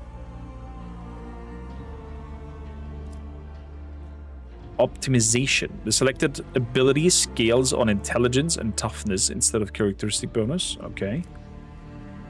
The selected ability removes all levels of burning from the target and grants it +2 damage reduction for 1 turn. If an attack made by the Forge World character reduces an enemy armor to 0, the enemy suffers damage. If the target must pass a metal test to suffer morale. If it has no more armor, it loses 2 morale regardless. Then we have the Manual of the Omni Messiah. Using a repair kit costs minus AP. Once per combat, a repair kit is not expended when used. Interesting. The Forge World character deals +10 intelligence bonus plus toughness bonus halved percentage damage to armor durability if the target of the attack is a mechanism or cover. This bonus damage is increased by 3. Okay. Interesting. Otaku, how you doing? Welcome in. Hey there, Kilak. Cornors. Forge World Kinetic Retribution. Whenever the Forge World character armor durability is reduced to 0, they deal intelligence toughness bonus to all enemies within their influence. Oh!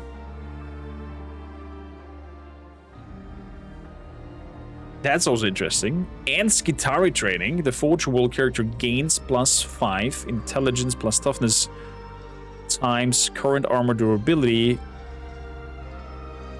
halved by current maximum armor durability damage bonus.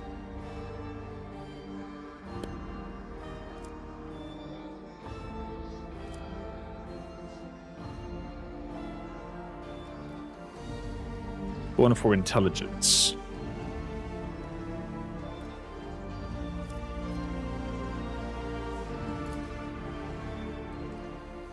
Is the homeworld planet Fenris considered a death world?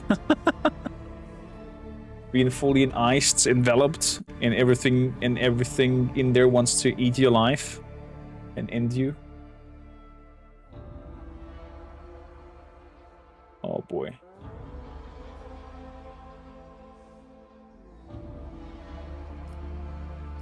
Yeah, we're gonna go for death worlds over here. Toughness, perception, resistance.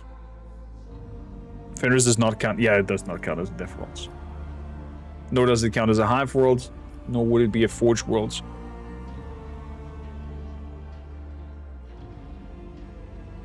Good. But we're gonna pick death worlds. Let's go. Select the death worlds.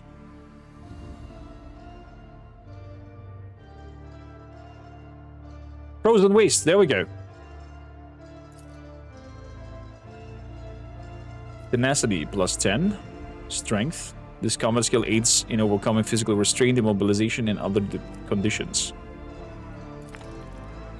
So, now we can upgrade here a little bit. The character ability to effectively use melee weapons. Weapon skill needs to be upgraded twice.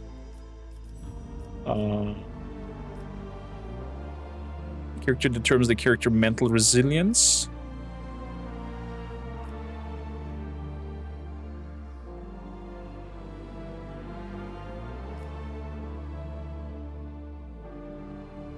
Willpower. Interrogation and metal.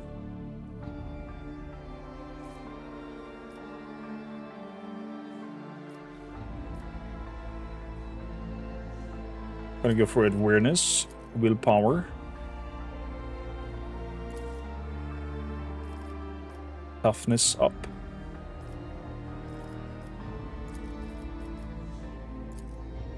Strength's gonna go up.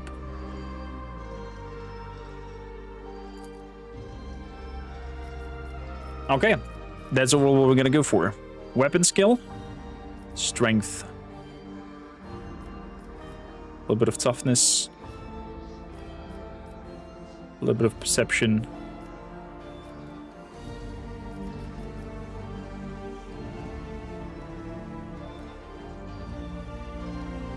This character determines the character ability to be effective in melee.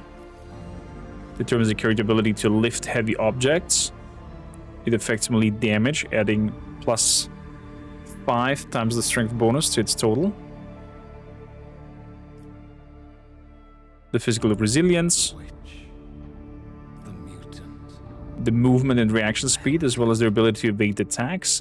The enemies of mankind are ever present. Yeah, I think we're okay. And insidious.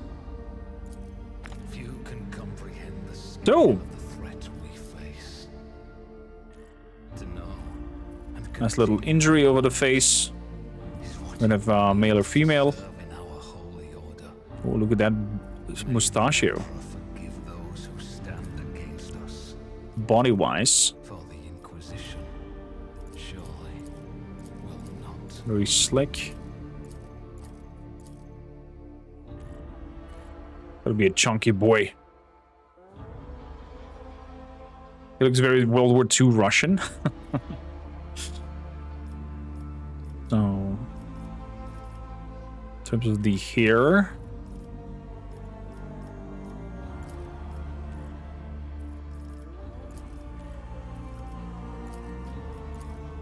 man, it's improved so much from compared to Rogue Trader. Characters look so good, all of them. Gonna go with the classic hairline over here. Hair color will be blonde. A bit of a bushier brow. There we go.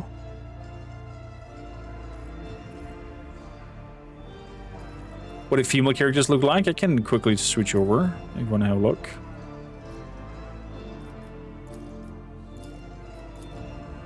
Some African influence, Chinese, with some wild hairstyles. Definitely need some more options. A lot of bob cuts.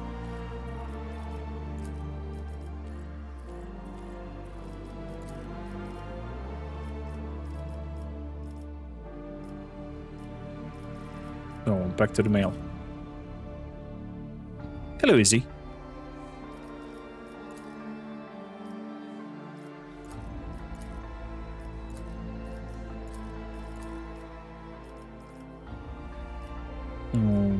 First hairstyle. Blonde.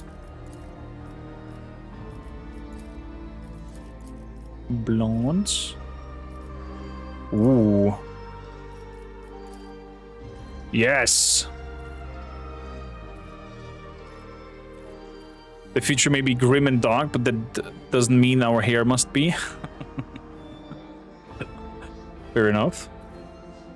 So, do we want some scars on this chunky man? He's definitely seen some things. Interesting that my underwear color changes with the scars.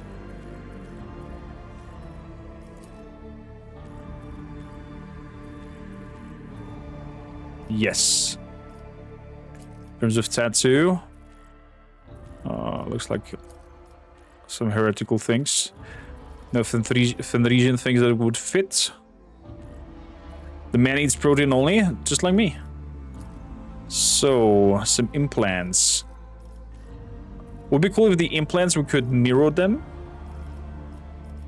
But it's cool that we have multiple augmentations that we can add. But it would be nice if we could mirror the augmentation itself.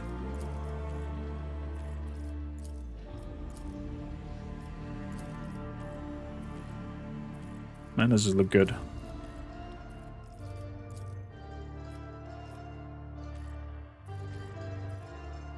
Almost over there.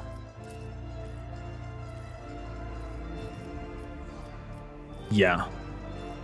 Ironhall definitely has seen some... has seen something.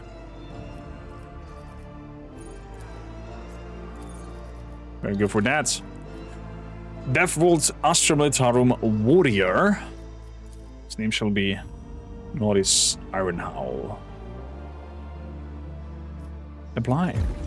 Ooh, exciting. Exciting. Thank you, Kellen, for the follow. Welcome in.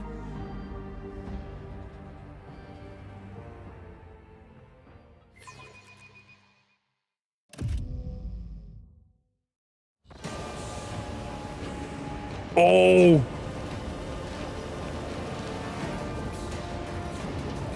Look at the architecture. Anton Mother effing Zerber.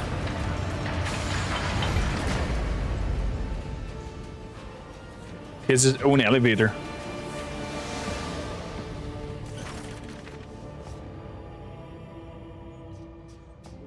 So, looks like it is not voice acting yet, therefore I'm gonna jump in. Your aching joints are twisted to their limits, locked in manacles. It is hard to breathe. The bitter scent of secret incense fills your nostrils and throat, making you lightheaded. Inhale. A sharp pain echoes from the ribs, broken through the interrogation. You exhale. Looks like we are just coming out of an interrogation. For an background and a heads up, this is happening after the prologue of the game. We cannot play the prologue yet. This is happening after it. During the prologue, you have your kind of like mentor, and either the option to save your mentor or get that artifact that is the prologue about. I don't know more about it, but that's more or less it.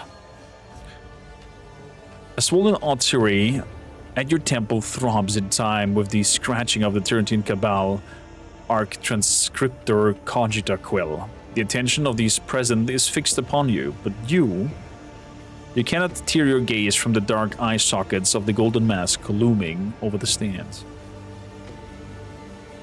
The Turntine Cabal is an organization in the Calixian conclave of Inquisitions, composed of representatives of different holy ordos. The primary duty of the Turntine Cabal is to study the mysterious phenomenon known as the Tyrant Star and its related prophecy. I read an interesting comment on our lore video about the Tyrant Star. Check it out on Just Norris, please. That what if the Tyrant Star, the phenomenon itself, has been caused by the Inquisition themselves, and they're playing around with Xenos lore technology whatsoever. And the Turntine Cabal is there not to investigate, but to just mitigate the damage and destroy every evidence of it, and don't tell anybody, so nobody knows that the Inquisition fucked up.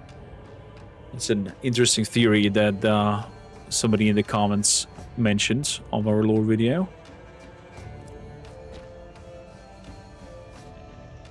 The Arch Transcriptor. Session 28-00432 Iota P and Cabal is now convened. Subject of the session: the loss of the vessel Schultus Valor, the loss of 86% of Terminus Omega Warband, including servants of the Golden Throne of mid and high rank, Acolyte Iradis Zeth, Acolyte Persephone Shriek, Inquisitor Leander de Taral, the accused Norris Ironhowl. What does my whole body ache?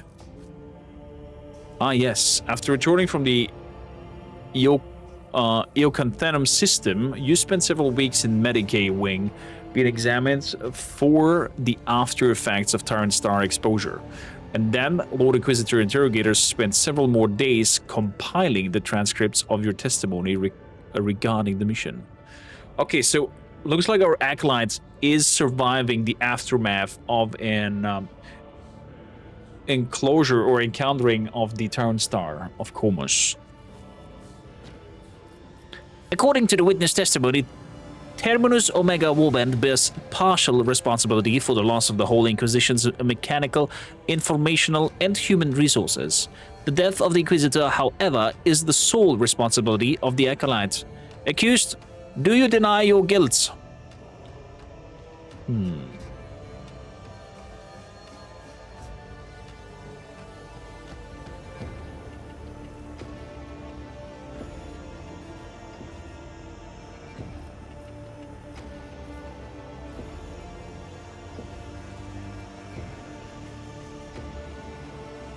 How would my character respond to that?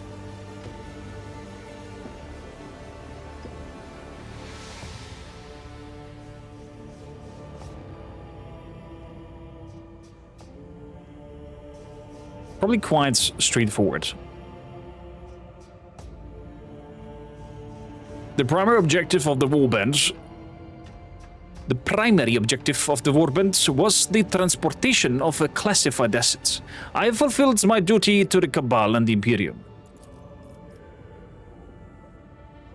Lucien de Ferranis, with all due respect to the Cabal, I would beg leave to ask the Acolyte a different question. I propose we address another portion of the testimonies gathered and remnants of the data extracted from the Servo Osarium, specifically those regarding the cause behind the fall of Sulfur's valor. Inquisitor Soldevan wishes to know, are you certain of the version of events you have put forward? Answer, Acolyte Norris. A probing, unblinking gaze studies your face.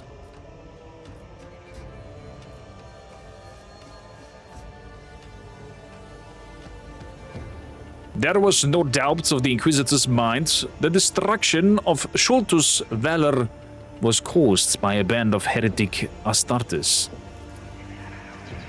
A wave of uneasy whispers traveled through the Grand Hall. I mean, I would uneasily whisper through the hall if I would know that Traitor Legion is nearby. Amazi. Truly remarkable fact is that the entire affair that the Acolyte survived direct exposure of the light of the Tyrant Star. Let Norris Ironhound recount his experience now, lest the knowledge be lost to sudden madness or some other consequences. Here there are several factions, the Moral Dominant, an uncompromised exterminator of even the slightest signs of heresy, driven by the high ideals of duty, service to the God Emperor's will, and self-sacrifice, or the Xenos Hybris, an adherent of the necessity of xenotech research and cooperation with Xenos for the sake of achieving the goal of the Imperium.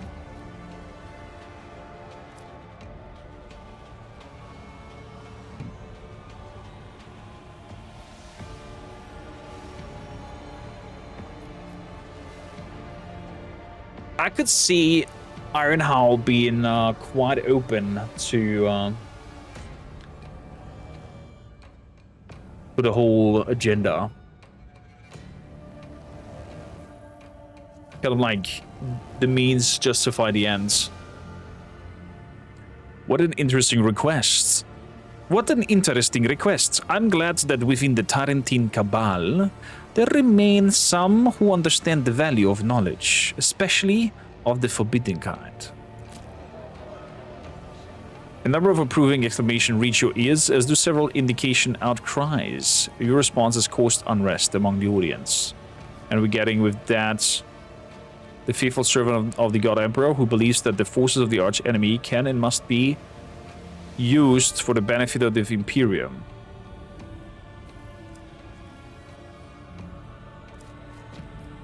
Interesting. The Inquisitor's question is accepted and admitted in the records, answered fully and with complete candor, Acolytes.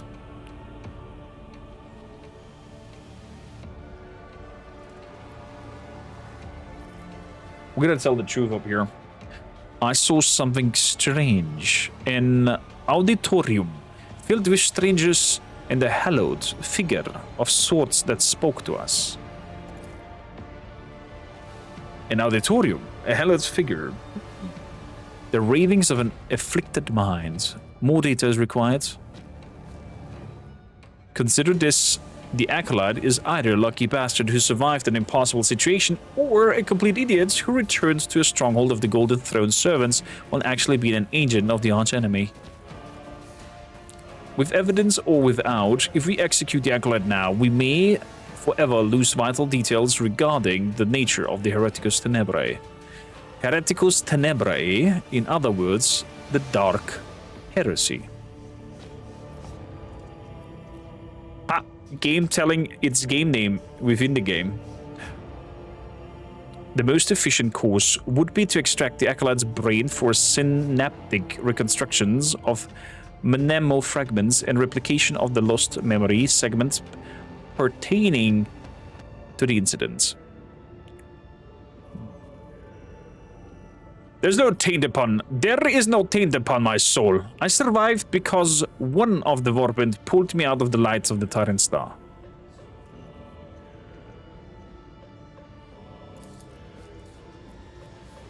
Our reality is one of the eternal struggle for resources, for survival, for hope. A reality full of pain and abhorrent choices, where nothing ever goes according to plan. In this very reality, Norris Ironhowl faced a choice: fulfill his duty to the Inquisitor or obey the oath he swore to all humanity. Welcome in, Raiders. Thank you, Navi, for bringing your peeps over. Anyone who claims the choice was obvious is lying to themselves. The loss of Sothulus Veller, of the Acolytes and Leander, it is all meaningless if your bones are left to rot on the doomed planets. But Norris Ironhowl and Terminus Omega did not merely survive. They delivered the artifact into the hands of the Tarantine Cabal. Do you truly believe that by the volunteering to retrieve the artifact, Leander de Taral did not fully comprehend the significance of this mission? The Inquisitor understood better than any of us meaning of absolute submission to one's duty, and that same resolve also took root in his acolytes. So, I will ask the Cabal only once. Does Norris Ironhowl deserve retribution? Blackbird, how you doing? Skill test in dialogues. Exactly, I'm getting skill text over here. We failed the wits test. Lord Inquisitor Zerba himself is on your side. The Tarantine Cabal will not dare to harm you. The Grand holds silence. Remove the chains. Henceforth, Norris Ironhowl is under my protection. Ah, interesting solution, Inquisitor. Must be surprised. Well, another agent for the execution bench. What a disgrace. The Lord Inquisitor never fails to amaze even an old man such as myself. Oh boy. How would we respond? Probably not make a big fuss out of it. We're a warrior of Fenris. We're a Fendrisian. Make it short. Give it a court bow. What are your further orders, Lord Inquisitor? My, aren't we a serious one? Straight to business, without any groveling or superfluous words. Was that positive? Enough talk. The Cabal has matters to discuss without you. Norris Ironhowl, report to Quartermaster Numis. We will return to your gear and prepare you for the next assignment. Next item on the session's agenda is... Ooh. And with that, we are under the wing of Anton Zerbe and have joined the Tarantine Cabal. Quite intriguing to see where and how the journey goes on. But that, my dear friends, is time for the next video, where I have to head out to the Alcat Games special and sit down and prepare with them for the rest. But stay with me, as there is one more interesting cutscene to come. Or not, it's happening later. But we have a level up that we're waiting for, and the Bastion Serpentis to explore. Man, this is looking good. Well, quite the place to look around. More to that in the next episode. Thanks a lot for tuning in. I hope you enjoyed the beta run so far. And I can't wait to have you tagging along for this journey. Got it. That was it for today. We're gonna be live in 40 minutes over at Owlcat Games on YouTube and Twitch. Feel free to join. We're deep diving into Dark Heresy and talking about game mechanics, probably presenting some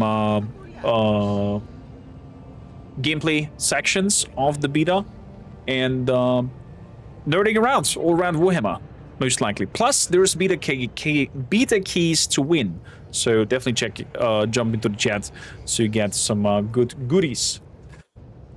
So we're gonna see how bite